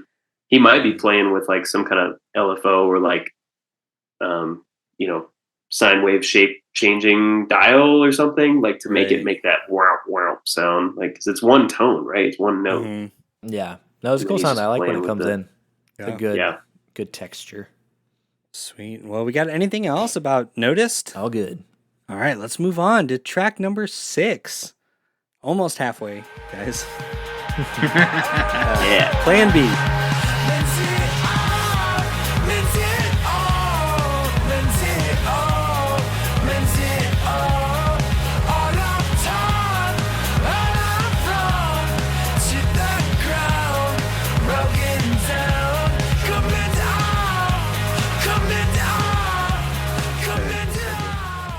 Yeah. This was on a compilation CD I had back in the day, so I'm pretty sure this was like the first Mutemath song I had ever heard, and one of Nice. the only few I'd really ever heard until listening to this record. I think it's also one of the ones that is on the Reset E EP. Correct. And it was not on the original teleprompt release of this record. They had another right. song called Without It, and then a song called Polite, which I think was like a little outro interlude kind of thing, that they replaced those two and put Plan B in for the Warner Brothers re-release. Hmm. I like this one though. It's real good. Yeah. It's real groovy, real vibey. Yeah, I was Mhm. thinking the same thing.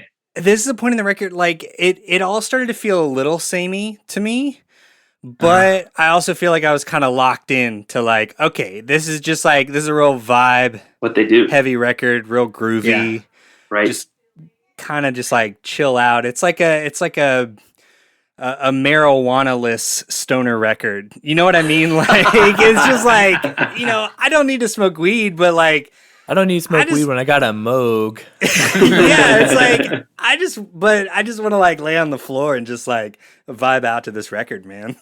Totally. Yep. Exactly. Yeah. Yeah, And I think the way the songs kind of blend together make you realize that you're not like wanting to skip songs. It just all kind of flows really It well. all kind of yeah. Yeah. my first listen through, I was like, man, I kind of forgot how like sort of pseudo psychedelic they are. Like they're this like Mhm. jammy, groovy rock band, but Right. they're also kind of like there's some twinges of psychedelia happening Mhm. throughout, and this is a great example of that. Well, then even the bridge gets kind of a little spooky, which is fun. I like that. Yeah. Yeah. Josh, we know you love your spooky. I love the spooky stuff. Your cauldron of So spook. you get some psychedelia spooky. Hmm. This song was actually another close one for being my favorite because I love how, and you'll see it here in just a second, but like just how chaotic this song gets, And to me, it's just like so cool to how they just, blend their like jazz infusion from New Orleans. Yes. This little instrumental break I thought was so cool. It's just super groovy. Yeah, and the stops, Darren's drum stops in this little like jam section, to me make it like, because they could have just grooved on it, but he pauses and then picks it back up on an upbeat, even like where you're not expecting it. You're like, okay, the drums are down. Oh no, they're not. Yeah, this kind of solidified to me that like Mutemath, they're like such a band's band or like a producer's band. Yes. There's lots of things that specifically if you're like a music nerd that you can just like hook into. Mm-hmm. Just be like, oh man, that's just rad. Like I just want to do that. Like this little groove, it's just like, oh man, I just want to do that with my friends. Like, yeah, it's infectious. Well, yeah, and TJ, as a drummer, how much has Darren King and Mutemath's influence? Like, how much has that influenced your drumming? I mean, only to the extent that my abilities allow his influence to it. I mean, that's fair, yeah. Impact me. Well, I'll say too, as someone that didn't fully listen to this record, it's still kind of insane how much Darren King has influenced how I drum as well. Yeah. Like, it's totally. just like, he's ubiquitous, kind of like, yeah. At least for people in a, certain zeitgeist, certain era, I feel like, yeah, even if you're not like sort of firsthand or, aware of him or whatever, like he's doing things that really push rock drumming forward for us all. For sure. And yeah, I mean, I love his grooves and his fills and his sensibilities as a drummer. So I would say he's a huge influence for sure. Yeah. Sorry, Josh. I was making a little joke, but then I also wanted to answer your question genuinely. Yeah, that's fair. But totally.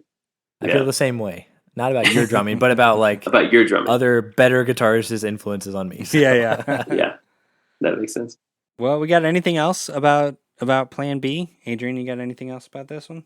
No, but I still think if we go back to kind of what the lyrical themes of Typical, I kind of feel like they're brought back into kind of like Plan B, where it's like Plan B, Plan C. You feel like Paul's in this spot where he's just like trying everything he can to break through, but he keeps falling and like his plans keep crumbling. And I think that's even represented in the lyrics. But you start to see this theme of struggle in the human emotion that's kind of coming through, and I think that was one of the things that I just kind of saw over and over again. Yeah. And to add to that, like, I feel like in each example that shows up in each song, he also has this sort of plea or this like moment of connection or desperation or a request for help to an outside force, to someone else, to something else. But what I like is it doesn't ever feel forced. It doesn't feel heavy-handed. It doesn't feel too specific either. It feels very relatable because it's kind of just personal enough, but it still stays pretty universal too. Yeah. Like he's really like dancing around or like threading the needle between those two things really well. Yep. No, I agree. Well said. Well, guys, let's move on to track number 7. Stare at the Sun. And we stare at the sun, but we never see anything there. Just a glare has become all that we'll ever see there. And we stare at the sun, but we never. So this is the song that the witch loved. Of course. Can you believe I had a nosebleed for the whole first 6 songs on this record? Ouch, dude. Just nonstop. I was going to say it's a pretty long nosebleed. Yeah, to the point where like stopped. I was like considering like, do I need to go to the hospital? Like I don't. And then this song came on, and I was like, oh, okay, all right. I can dig this. You just need to stare at the sun, man. Yeah. I like that this is in like a 6/8 swing. Mm-hmm. It switches it up, man. Yeah. Right when I felt everything was kind of samey, it kind of switched it up just enough for me. I feel like we needed that kind of laid back vibe to chill out a little bit, nestle into Yep. that. So this is where I really started to kind of key into Paul's vocal performance, Mm, and where I really started to enjoy, like, on a new level kind of what he was doing. what he And to does, me yeah. it feels a lot, specifically, honestly, more on the second half of this record than the first half. And so this goes back to what I was teasing Josh earlier. It's very similar, which is funny that the song is called Stare at the Sun. He sounds a lot like Dustin Kensrue from Thrice. Nice. He's got that same sort of like kind of rough vocal quality, but can still hit those notes like really strongly. Really maybe strongly? like a That doesn't sound VCU right. Aaron Dustin kind of thing. Yeah, exactly. Yeah, Yeah. okay. There's definitely some Dustin Kensrue Thrice vibes I got on this. Yeah. Okay, all right. I'll consider it. Right? Think Might about be it. right. Yeah, Think about it. You'll hear it. You'll hear it. Specifically on some other songs, but yeah, I enjoyed this song a lot. Ooh, see, I was really liking the record up to this point, but this Mm-hmm. is kind of where things start to turn a little for me. I'll say, yeah. So I just wasn't as crazy about this. I do like the perspective of like the lyrics. The sky is always wondering, what are these arguments about? I like that a lot, but just like overall, and I feel like just like the chorus gets a little repetitive kind of thing, but Yeah. I definitely have that note on another song more so than this, but But I feel like it's both to the song's credit and maybe something you could critique about the fact that it's like it is a slower, more laid back song, and so like the fact that the tempo is slow makes the repetition feel a little more tedious. If it were a faster song, right, with the straight ahead 4/4 drumming, like Darren Go Nuts, you could sort of get past some of the redundant lyricism moments. But because it's kind of like just this kind of 6/8 right. back and Yeah. forth, like you notice the repetitiveness of it. Yeah, I think so. I get lost in it. I gotta bring up, I think, all these songs are too long. oh, I knew you were gonna have I a knew beef it. with that. They're very too long, guys. They're too long. All the songs you could probably shave like a minute off and be totally okay and still get But the how same. dare you keep Roy from just like grooving, man? Well, so this is one of my favorite parts of the song, though, is when he transitions, like this transition between these two songs, and the bass Yeah, is, to me, the- is yes, just the like bass is one of the so sweet good. spots, like coming up right here. Yeah, because it is a seamless transition Yeah. into the next track. Well, and there wasn't a lot of sweet bass on "Stare at the Sun," right? I couldn't Right, tell if they- it was they like held off. programmed or if it was I think just it was on like, purpose. yeah. This part right here, it just He makes my features, ears just man. explode, man. It's Yes. so freaking good.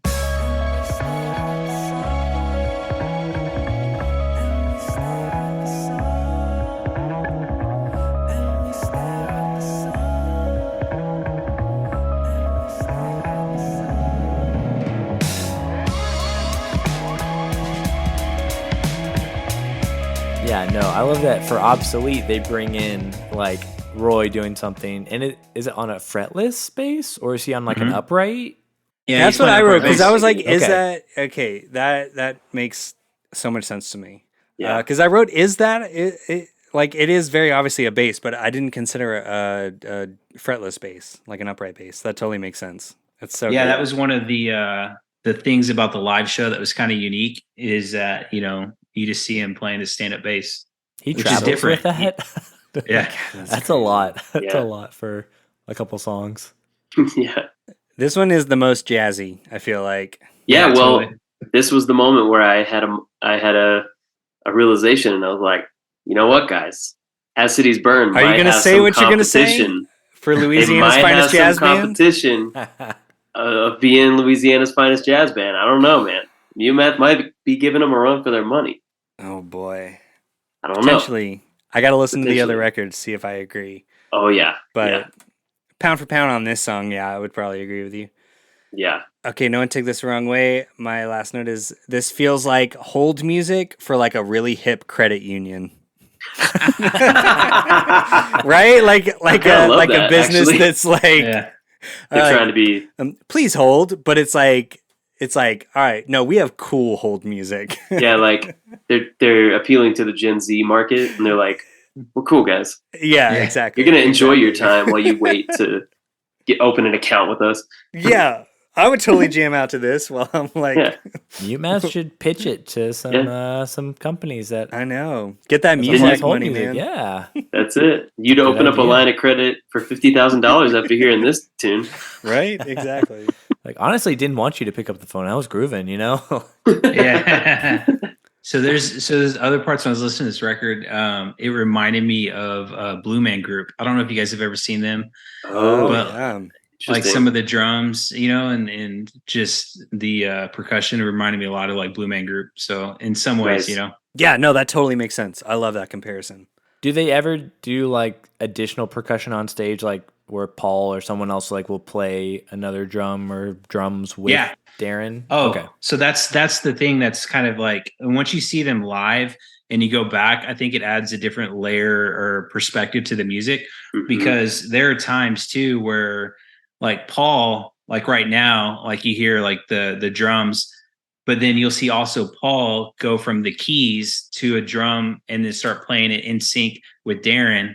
Mhm. And then all of a sudden they like Paul would do like handstands on keyboards and just do all sorts of crazy stuff that added so many different elements to the live show that made him really just like different than anything else that you would see kind of out in the Yeah, and I love your point, Adrian, about how like it recontextualizes the listen Mhm. to the album. Yeah. Like when you Oh, yeah. you go to a show and then you hear the album, you're like, oh yeah, I remember when Mhm. Paul and Darren did like a drum off, or like Yep. when Paul almost broke his back flipping over a Rhodes. Like, Yep. so it helps you enjoy those moments, even that might just in album format feel long-winded or redundant. Like for me, I'm like kind of vibing out to a memory of like, Yeah, totally. that was insane. Yeah, you There's, like, totally, it nostalgia. brings you back to that spot when you saw him. So, Yeah. Yeah, they just seem like one of those bands that, with the exception of the one show in Tulsa, Oklahoma in 2004, like you really just got to see them live. Yeah. Mhm. Yep. And it Yeah. kind of bums me out that that was my only live experience with Mutemath. Yeah. Me too, 'Cause, man. Me too. Man, I would totally love to just be like outside, sweating my ass off, drinking an overpriced beer, but like jamming out to this song or so. You know what I mean? Like there's something Totally. there is a very specific, like maybe it's like a New Orleans thing. You know, there's like definitely a live groovy aspect to the whole Yeah. record. Yep. Absolutely. Drinks. Our two Apologists. Mutemath apologists are in sync, man. Our Mute Y'all are in Mathians. sync. At least we're All right. consistent. Yeah. We Yeah. got anything else on obsolete? No, but No. I will say that this next song is my favorite song on the record. Oh, So we made it. I love We that. have made it. So let's move on to track number 9, Break the Same. To remind us we all break the same. We all break the same. And we all break the same. Okay, the reason I was so excited, Adrian, Yeah. this is also my favorite song on the record. Yes. Yeah, dude. oh. Okay, It's, you guys. it's It was so good. it was my second favorite. It was Oh, the wow. contender. Yeah. So Yeah. Okay, I want to hear why it's your favorite song, Adrian. I really love the lyrics behind it when he's talking about it. So he's talking, just about like the human experience and the human emotion and like how everybody's different. We have different life experiences, but when you really boil it down, like we all basically break the same, yeah. Yeah. So that's one aspect of it. It's okay. So for me, like even beyond that, like musically, to me, it reminds me a lot of Typical. There's Yeah. a lot of similar like vocal performance and the way it all kind of comes together. But Mhm. the verses are a little more like minor key. And he even does that when he says we all break the he does the same kind of earth suit kind of thing that he Yes. does in Typical. Yeah. And Josh, I'll say again, this one I got real Thrice vibes from this song. No, yeah, this is a line. I mean, what does Dustin say in Don't We All Bleed the Same Red Blood in the last track on Artist? So, I mean, it's a similar sentiment. Yeah, but even like his vocal performance and the musicality of it. No, yeah, reminds ever me. since you're right about how I don't know if it's how I don't know, can't describe it well because I'm not a vocalist, but like how they like approach or like the way they sing, like you could hear both of them kind of doing similar style. That is totally a There's Dustin rough, thing. gritty Yeah, quality, exactly. but it's so strong too. Like Yeah, there's exactly. a confidence in it. Yeah, they share that. But it's You're so right. good. That's a good comparison, Kylan. Guys, is this the longest song that I've ever declared a favorite, favorite track on a Yeah, record? probably. It's 6 minutes Ooh. long, which is mostly too long for a song. But It could be like, it could be like 3 songs now. yeah. And Pretty on much. the original release, this song was 7 minutes and 22 seconds. So they trimmed it down almost a minute and a half from the original That's album. wild. But at this point in the Crazy. record, I don't know if my nosebleed broke me or I was just vibing out, but I was like, okay, I'm here for this. I'm here for Yes. this. Yes. Come to the mute side. Yep.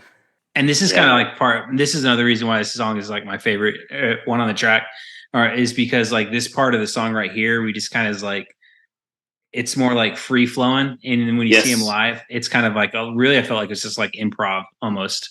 Like it's like that jazz part where there's, doing some improvisation between the musicians on stage and they're just kind of like vibing out and playing. Yeah. And like, it's again, like one of those moments where we see Paul doing the variations on a theme, right? Like he's like just going back and back again on the same idea, but a little bit different way. Darren's drum performance is killer. All the while, the rhythm section is just holding it down like so tight.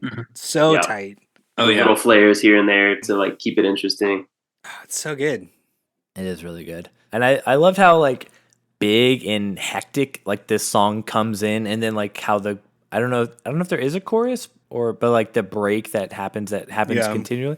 It just is so like loud, like with that big like synth bass, I'm assuming. Right. But like just so like wow, but not crazy. not super compressed loud, not like a Chris Lord Alge wall of sound kind of thing. Yeah. You know what I mean? Like it still There's feels space. like there's a lot of space in the mix.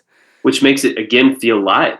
Yeah, exactly. Like you feel present there while you're listening. You're like, I could be right in front of the stage right now. Mm-hmm. That there's a little bit of Earth Suit coming in right there. Yeah. Wow. Kylan, I'm surprised. I know, This is cool, A man. 6 minute favorite song. All I right. know. I know. That's a first for me, guys. This is is. exciting. I love that you and Adrian had the same one too. That's great. I know. Yeah. It was just so good, man. Yeah. Yeah, I like I said, it's very similar to Typical for me, but I like it a little bit more. It's there's because okay, the thing with Typical, like those hooks, like each of those little parts, and specifically that like that guitar part and the chorus are so good. I do feel like it's a little long, which is funny because this song is definitely longer, but this one I feel like does a few more interesting things throughout to justify the longevity of the song. Yes. As opposed to Typical, if that makes sense. Mm-hmm. Yeah. Yeah. Right. There are more like varied and stronger ideas happening. Right. Yeah, exactly. So, I also really love the lyrics, like to your point earlier, Adrian. Yeah. Like I think the idea is really strong and like, just resonant. Mm-hmm. Yeah, and what you were saying earlier, TJ, about like it being like really simple, like break the same. Like those are all like it's a very simple, straightforward words, but like the idea that like he can communicate just in that, you're like, oh wow, like that was a very effective use of words, Paul. Like, well done. so good. Josh, Very have we good. hit your favorite song yet? Yeah, I'm typical. I'm a typical kind of guy. you are know? typical. You're so typical. Yeah. I'm so typical. TJ, we haven't hit yours yet, right? No, I said it's chaos. Oh, Yeah, that's right. but Okay, that so was we've hit my everyone's favorite second songs. favorite. All right, All right, episode's so, over. Hey, yep, we're done. We're done. All right. We don't need to listen to the rest of the record. But you know what? We're here. Let's just do it anyway, guys. Let's move Okay, on. okay. I mean, if we're here, we might as well, right? Let's Yeah, move on to sure. track number 10. You Are Mine.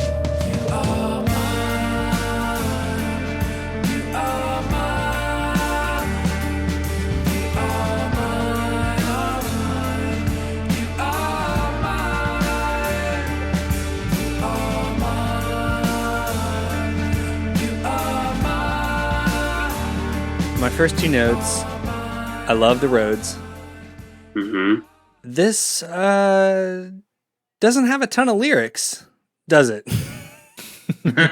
No. This No. is where, kind of like we were saying on some of the other songs, like, or Josh was saying about Stare at the Sun, this one felt like it dragged out to me a lot more. Because it's mostly him just saying, you are mine, all mine, you are mine. And it might be my least favorite song on the record, which is wild because it just follows my favorite song. But maybe it has something to do with that. Maybe it's its placement. Maybe because Break the Same was like so high for me that this is just like, okay, like if you're only going to sing You Are Mine for 80% of the song, you could probably shave a minute off of this song. What if I told you, Kylan, they already did? This song was originally 6 minutes and 8 seconds on the original release. And then it got trimmed down almost a minute and a half to 4:43. How long was their original runtime? Like, was it like a Fellowship of the Ring, like, special edition? Well, the original one didn't have... Filthy Hobbitses? It didn't have Control, it didn't have Plan B, and it didn't have Reset. Those got added in on the re-release. So okay. It was still only like 13 tracks, but longer tracks. I just think it's like a little bit of a break at the right time. Like, again, kind of like, oh God, what's the name of the track that was slower? The 681 that we were just talking about. Stare at the Sun. Stare at the Sun. Thank you. Stare at the Sun. Thank you. Kind of like Stare at the Sun. Like, it's a little bit of like a reprieve. Like, yeah, but I kind of kind of almost pause. would have appreciated more if they had done like After We Have Left Our Homes or something, done like a minute and a half long instrumental. Yeah. Like, why do that's fair. these, like, then these interludes start getting longer as the record goes on?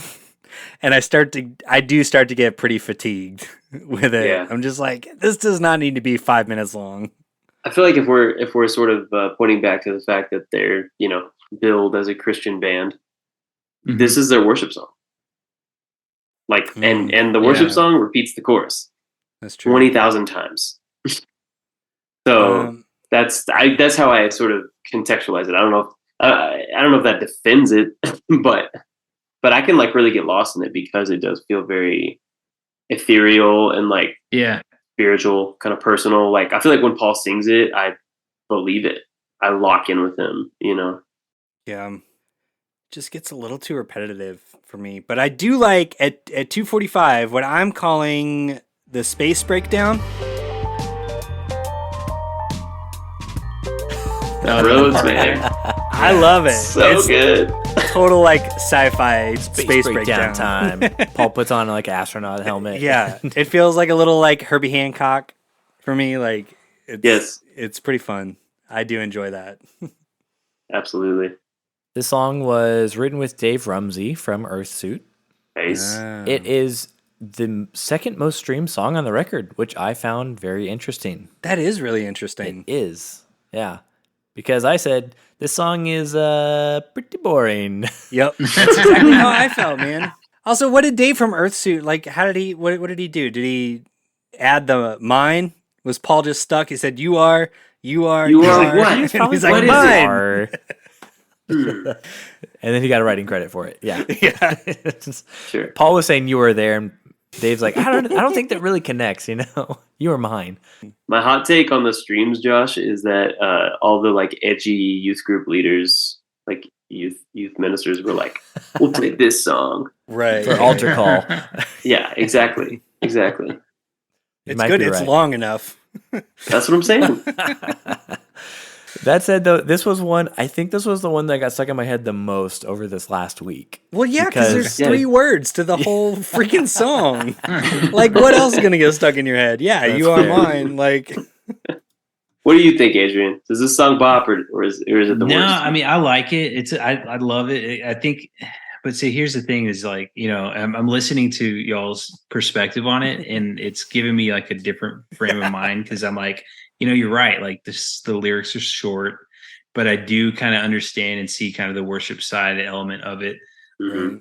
But I think to me, man, like I like this song because it is have its moments and it is kind of vibey, but I think there's no way they could get away with this if they weren't like musicians, like really like, you know, a musician, Totally. like a Right. band Yeah. band. Like, you know, otherwise it just wouldn't fly. Like if it was Right. If it was But I on like a think that's- DC Talk record or something, you'd Oh, be yeah. like, And okay, there's this is no way way. too long. yeah, Get it out of here. But when you hear and you kind of like listen to not only the lyrics but the instruments and the way they're playing together, and Mm. it just kind of I think those moments are really what drew me to kind of this band, because That's a good they're a little bit perspective. different than, you know, a little different than like say like Switchfoot, where they're just playing like, you know, 4 chords and Right. they have their structure and their, you know, all that. And so that to me, I think was kind of reason why it's like these little standout tracks that are like longer and more instrumental. To me, those are probably some of the highlights, where like Yeah. when you look at typical, I think has more of the traditional song structure format. Mhm. And I Totally. think why like you see typical was like their big radio song, because like it fits kind of that radio structure format, where I don't think you could really play You Are Mine on a radio station Right. and like it get the momentum it had, because it's so, you know, But this different, is another yeah. one similar to like Obsolete. Like I would vibe out to this song while like standing in line for a crawfish boil. You know what I mean? Like, yeah. like it's got that kind of live jammy Mhm. aspect. Yeah, It's seen exactly. at a I love how specific these visuals are. You're like, I can see myself in line at a crawfish boil, listening On to this song. hold. yeah, With yeah, credit union. on hold with my with my credit union. I'm seeing a theme here. The theme is you're waiting. You're like You're waiting. Well, I'm at that point in my life right now. I'm like, I've got a That's bunch of most of your things life. that are like on the precipice of happening, and I am just waiting for a lot of things. So yeah, Well, then maybe you found that's just. the perfect accompaniment. For I your think waiting. so, man. I think so. It's perfect hold music. All right, guys, let's move on to track number 11, Control. Take control of the atmosphere. Take control of the atmosphere. You can take my world, you can feel the air. Take control. Take control. Such a beautiful. I knew this one actually. I've heard I this did too. before. Well, this Yeah. was on Rock Band. Nice. Was it? Oh, was it really? Yeah. Yeah. This song was on I Rock forgot. Band. Yeah. Oh yeah. Oh, that's awesome. Yeah, that's what I was like, okay, why do I know this song? And I looked it up, and yeah, it was featured on the first Rock Band, and then it was on like the next 3 Rock Dang, Bands. good for them. Yeah. Yeah.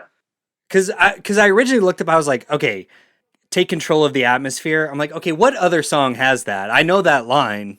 It's obviously another song that's more famous. I was like, oh, Right. no, it's this song. No, it's them. Yeah. I played this at youth group on Rock Band. That's great. Were you Roy or Paul or Darren or Greg? Darren, come on. You only ever want to play drums on Rock Band. Why else if do you're you play playing Rock Band? You want drums. Yep, That's fair. true. Yeah, this felt so. This is where I moved away from my kind of thrice thing into the more like Coldplay, U2 Yes. Yep. kind of Yes. thing. Like this is what Really? I want. Like this is what I wanted Coldplay to turn into. You know what I mean? Like how they've gone like Cool.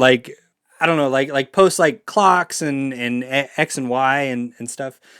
They've gotten progressively they've kind of strayed away from a lot of the more live instruments and done more of the like synth pop kind of thing. yeah. But man, to see a band like Coldplay do a song like this, like in an arena, I would totally dig that. I love this. Yeah. This is a You good could song. also have gone to see Mutemath in an arena do this actual song. Well, I didn't. Okay, I didn't.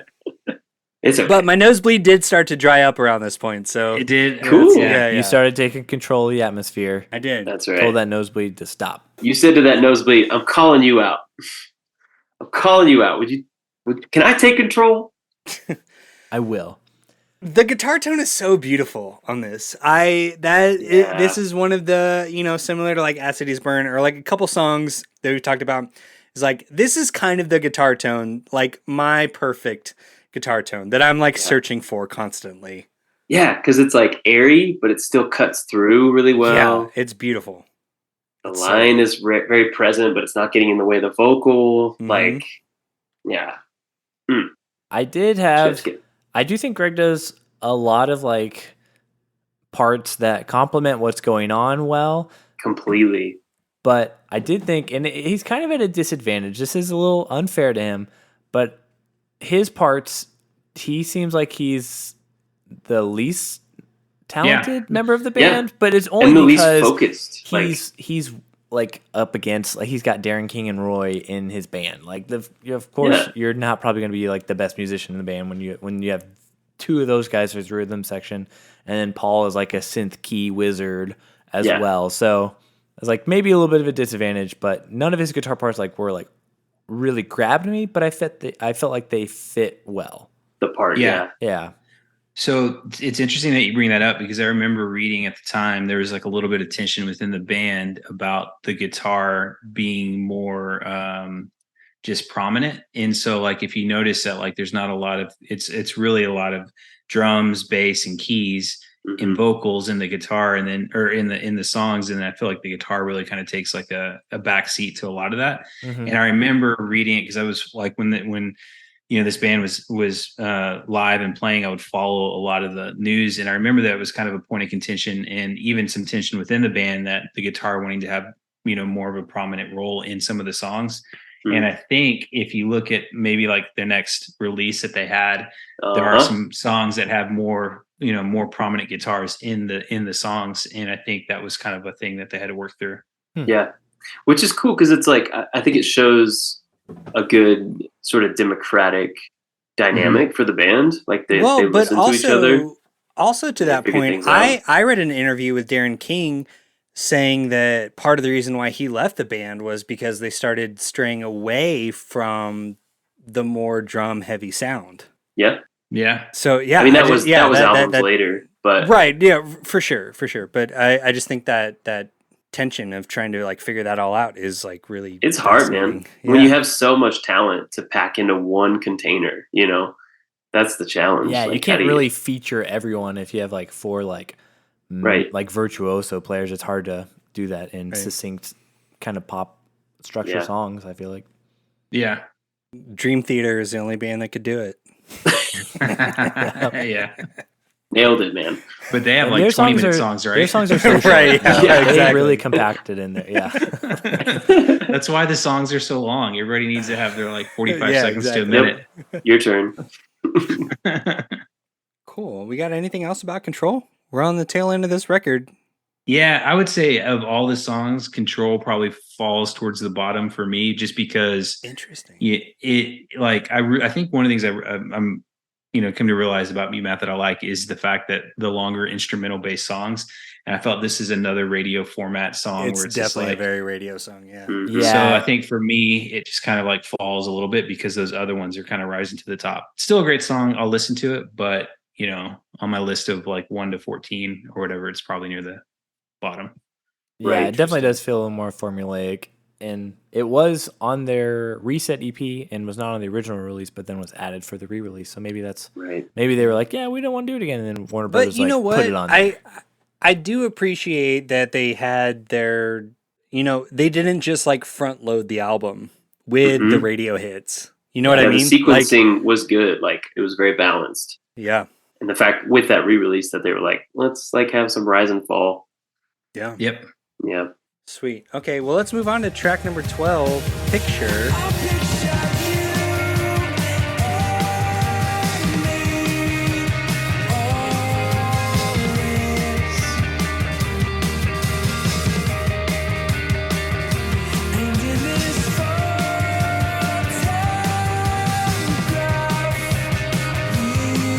So this song is 5.5 minutes long.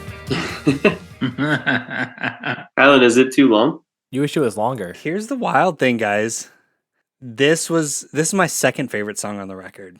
Nice. Really interesting. It was almost awesome. my favorite until I did one last listen through, and I had to pick Break the Same. But this is pretty close. Yeah. Why? Cool.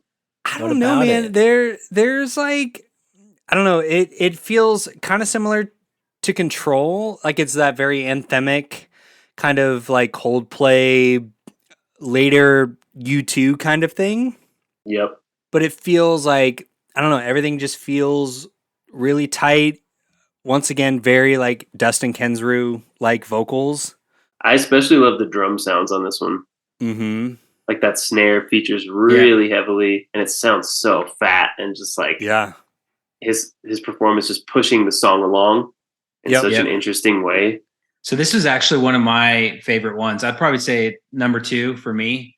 Sweet. Adrian, we're on the same page. That's wild because anyone that has listened to any amount of this show knows that I hate long songs and I hate long records.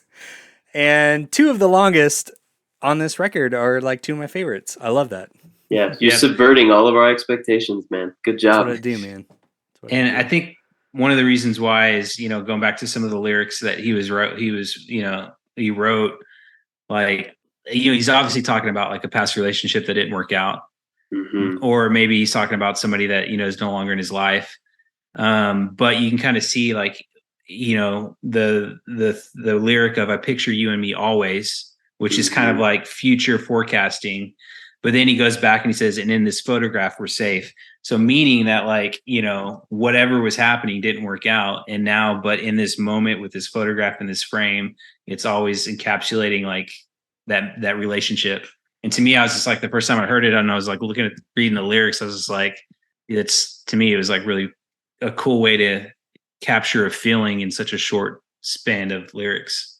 Absolutely. It's really profound because it's like everyone can relate to that moment of like nostalgia where you see a picture of yourself with someone who's not around right now or not in your life anymore for whatever reason, and like the grief and loss you might feel, but then also just like the appreciation and the gratitude of having that moment and having the memory of that moment.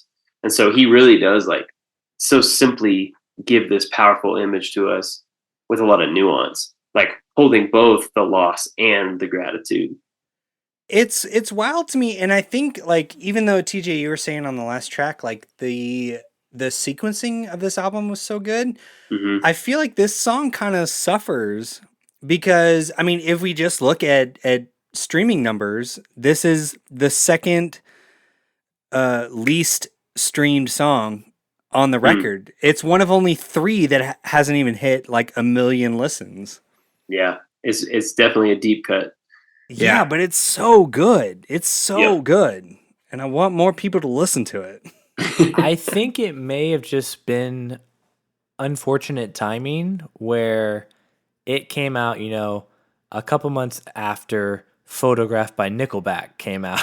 No, like I heard the song and I was like, when did Photograph by Nickelback come out? And it was Josh. It was like 3 or 4 months before this song. Like the single release of Photograph was August 2005. Then the CD, All the Right Reasons, was October 2005, and then this came out in January 2006. So I was like, Nickelback beat you by that much, guys. Like you're so close. You're almost there.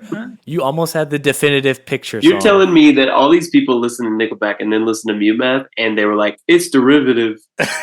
Yeah, they're like, you I already are got a picture unhinged song on this episode. You are bringing real Kylan energy. I love it. Because you're liking long songs. I gotta throw I know in the it is script. true. Like it does all balance out somehow. Somehow, every time we record, it balances out to some degree. A little music trivia for you, Yeah, I do love that. I do love that. They probably heard that song on the radio and they're like, man, if Hurricane Katrina hadn't hit New Orleans, our song would already be out and people will be listening to that.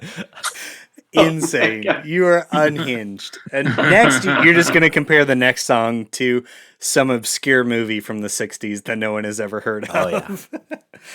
All right, guys, we ready to move on? We got 2 tracks left. Yep. All right, let's do it. Track number 13, Stall Out. I keep stalling.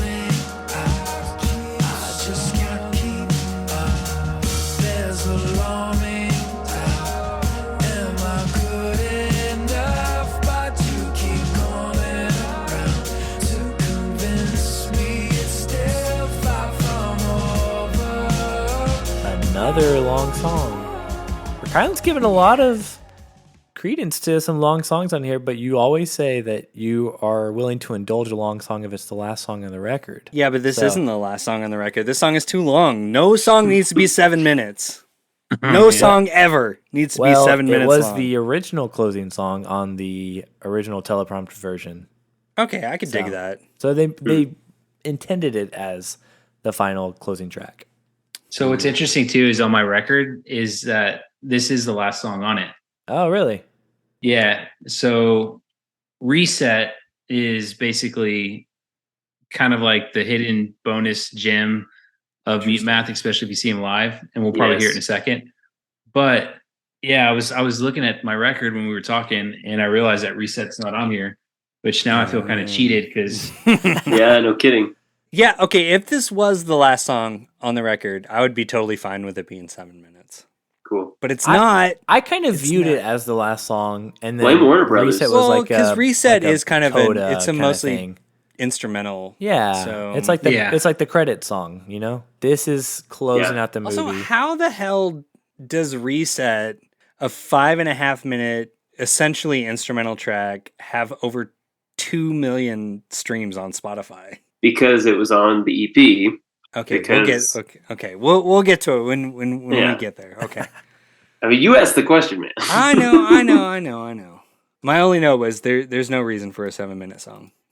When it's the last song, it's fine. Yeah, but it was similar to me as like Break the Same versus You Are Mine. I'm like, I don't know. This didn't need to be so long. I get that. I did like this as like a nice way to wind down the record. Like it takes its time and it's got some space to it. So I liked it. I enjoyed it. I like whenever like I guess the bridge of when he's singing "We're Still Far From Over" and then the piano line that comes in at like 5:14. So I feel like even though like it's not like the true closer on the record, it felt like it was to me. So Right. I agree. I especially love that outro, Josh. We're still far from over. And again, Adrian, to your point earlier, like this is one of those moments where they get to showcase their kind of jammy, jazzy chops. And that space gives them that opportunity.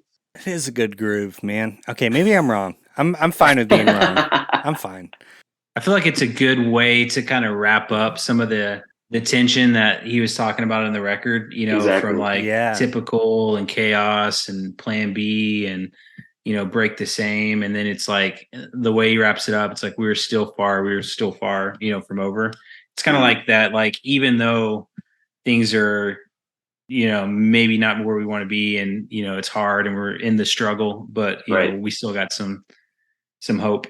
Yeah, there's hope for a future. Yeah. Totally.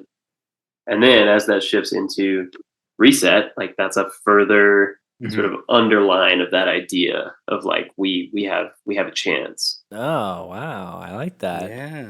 And I really think that was an intentional move because they start the record with a song called Collapse, right? And then track 4 is Chaos. Like early on, there's this real, like you said, Adrian, like a lot of that focus on that tension and just kind of chaotic energy and doubt maybe, but then like they land the plane with a lot of hope and a lot of like vision ahead. And yeah, I mean, it is cathartic. It hits me, at least even now, after having heard this album for years and years and years over and over again. It's still definitely, I don't know, leaves me with a positive feeling. Yeah. Okay. All right, guys. All right. It is a really good song. Got him. It is a good song. Although this is where my nosebleed started up again. Well, that was the nosebleed reminding you it's not over. It was Reset. It's not over. Yeah. That's true. All right, guys. We have one more track. Are we ready to do the last track? Yes. Let's do it. Track 14, Reset.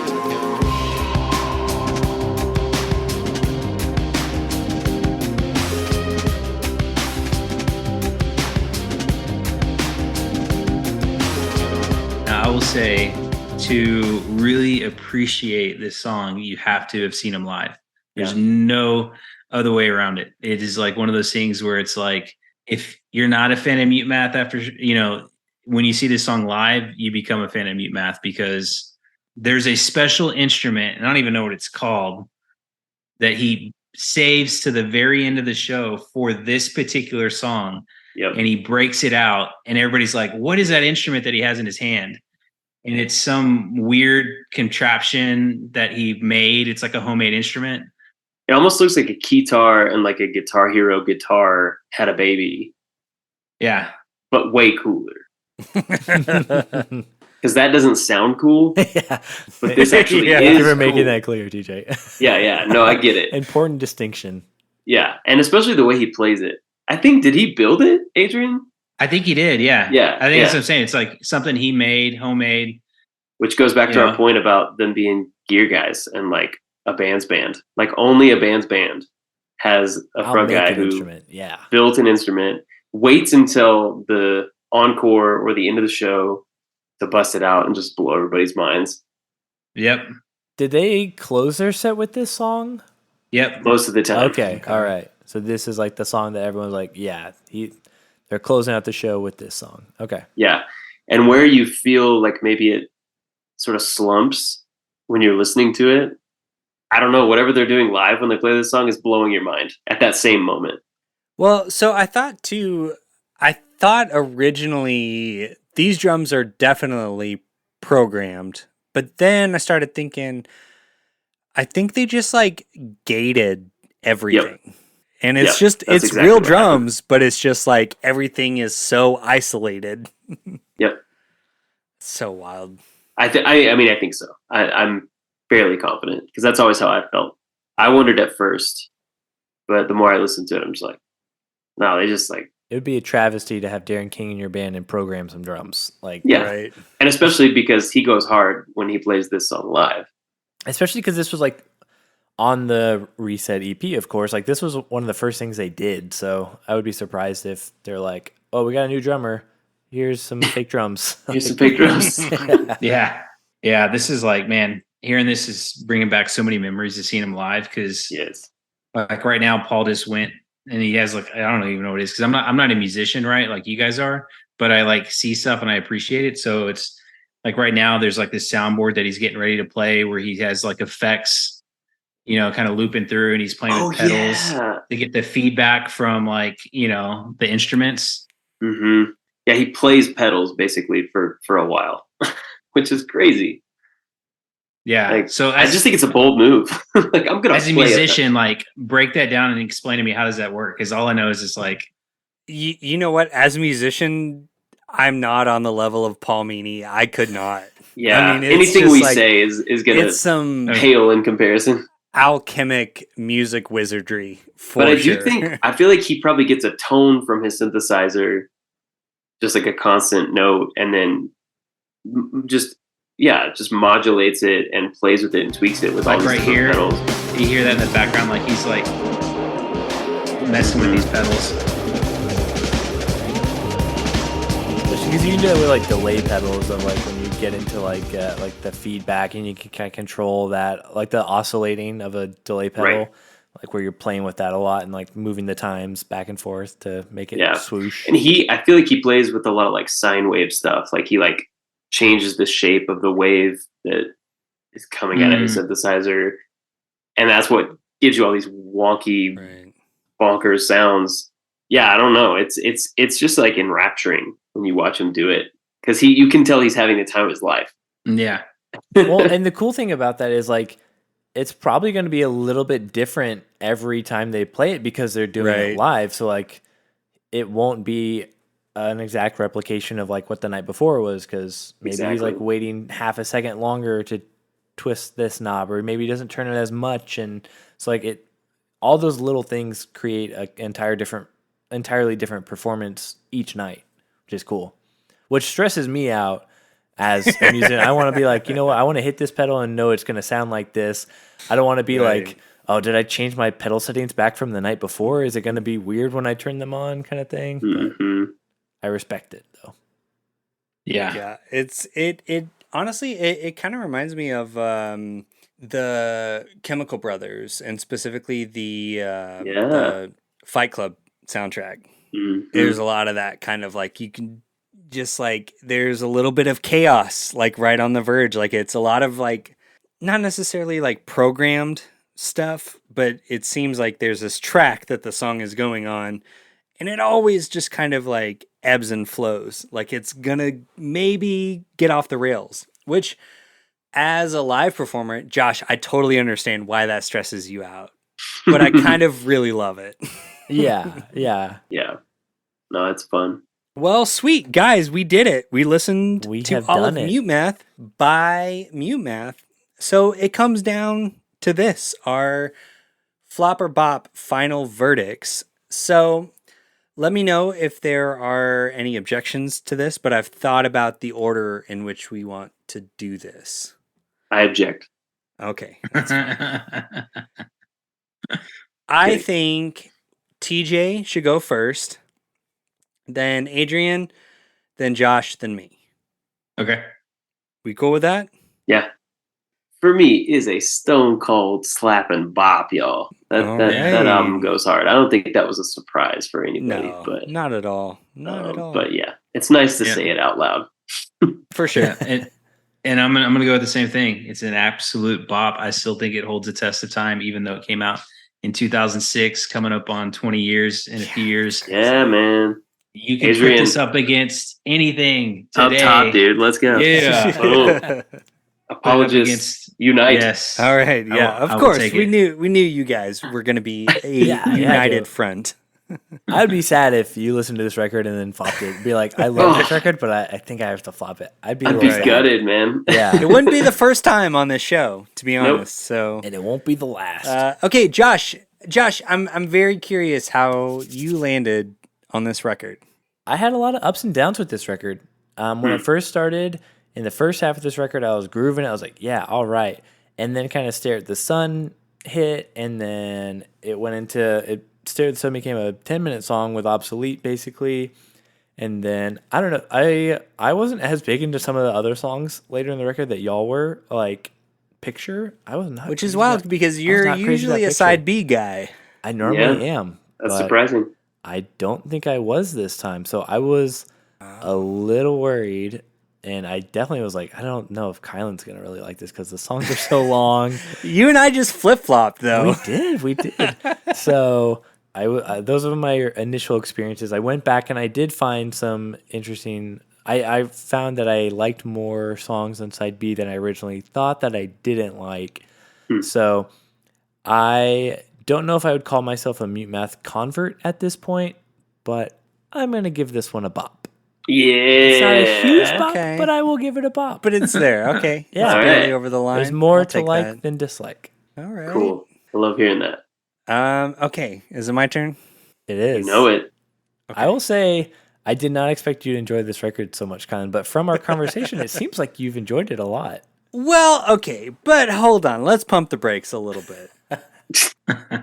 I was expelling my body weight in blood throughout my first listen of this. So can your opinion So really be I trusted? might have gotten a little lightheaded. Okay, so before I get into my flopper bop, I will say there was enough on this record that made me think about listening to some other Mutemath.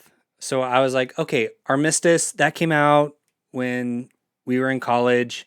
I was like, okay, I'm going to give that a listen through. I'm going to see if see if it's just the blood loss or if I'm like into this band, right? I listened to The Nerve, the first track on Armistice, and thought, oh no, not for me. Oh. I don't enjoy that song at all. So I just had to get that out there. That being said, some of these songs are really, really, really long.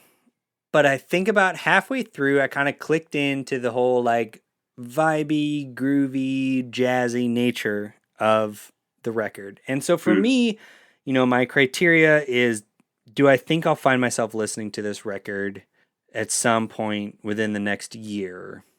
There is honestly quite a bit of this record that I think I would maybe skip, but there's enough on this record that I just really just keyed into what the rhythm section was doing and Paul's vocals. I think if I don't listen to it as hard as I do like on this show, if I just kind of put it on, pretend to smoke some weed and just like lay on the floor and vibe out, Yeah. I'm here for it, man. I'm here for it. As the resident vibe guy, Right. even with a record this long, there are enough just vibes on this record that, yeah, I kind of really enjoyed it. So I'm gonna give it a flop, a vibe, or no, not flop. Oh my god, I'm sorry. That would be the such a craziest roller coaster, twist. man. All that build A up. bop. I'm sorry, I lost my train of thought halfway through that. Yeah, I'm gonna give it a bop. A quadruple. I'm gonna give it a bop. vibe. A quad vibe bop, y'all. Yeah, The dude, old a quad bop. I love That's that. rad. Nice. Amazing. Kylan, What? Are you so excited never right mind. now? No, are I'm you- just you just so pumped for you, excited? man. Yeah. That's all. Yeah, because you guys know I'm not usually the one for long records, for Right. a ton of songs, for especially really long songs. But like I said, there's no other band that I've really seen such a straight line between Hmm. the album performance and what I feel like is a live performance. Yeah. It really came through on this. There was enough variation that I could just kind of, put it on and jam out, have a good time. So I gotta say, Absolutely. TJ and Adrian, thank y'all for making me reconsider my thoughts on Mutemath based on Yeah. one terrible show they played in Tulsa 20 years ago. Absolutely. So Yeah, man. Yeah. Welcome to the club. thanks. You did it. You got 2 more Yeah. members. That's right. For real, y'all did it. Ugh. I can't believe we all I bopped feel it. so accomplished. That's so rare. Yeah, Yep. I know. I love that. Also, Kylan, I want to tell you, I was looking really quick. I was doing a little Google, try to find the name of that instrument that Paul invented. Mhm. I could not find it, but as I was researching, I did find this that I think you'll find highly interesting. In 2003, Paul Meany collaborated on an LP entitled "Elevator Music," released by Victory Fellowship Church prior to Hurricane Katrina, and was later used as a fundraising initiative to support victims of the hurricane. There you go. So He's got the somebody else Muzak vibe. is Yeah, feeling exactly. your like hold music Exactly. thing. Yeah, it's there. It is the coolest hold music I've ever heard. Yeah, maybe Mutemath is Louisiana's finest hold music band. I love Okay, that. All right. I love that. I'm here for that. Sweet. Okay, so I think we're about to wrap it up. So Adrian, is there anything you want to promote, tell people about? Do you want people to follow you online? Do you not? Do you want to be left alone? I don't know. Like us I know. fully understand and respect both. Do you have an Instagram account that's just pictures of your Mutemath bass that you want people to follow? Yeah, Absolutely. Yep. You Feel should free do to that. You follow should start a TikTok that's just the Mutemath bass moving with you. in different parts. Yeah. Yeah. The way people No, do man. like their dogs. It's just I like know, right? beautiful sunsets and it's just the bass. just the bass. Yeah. Yeah, absolutely.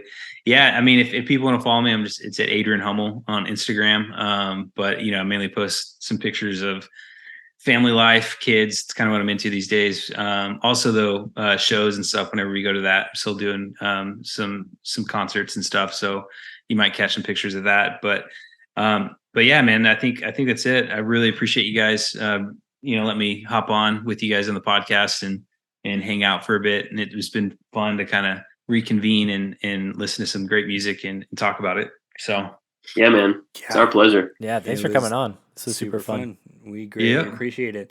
So I will give our little spiel.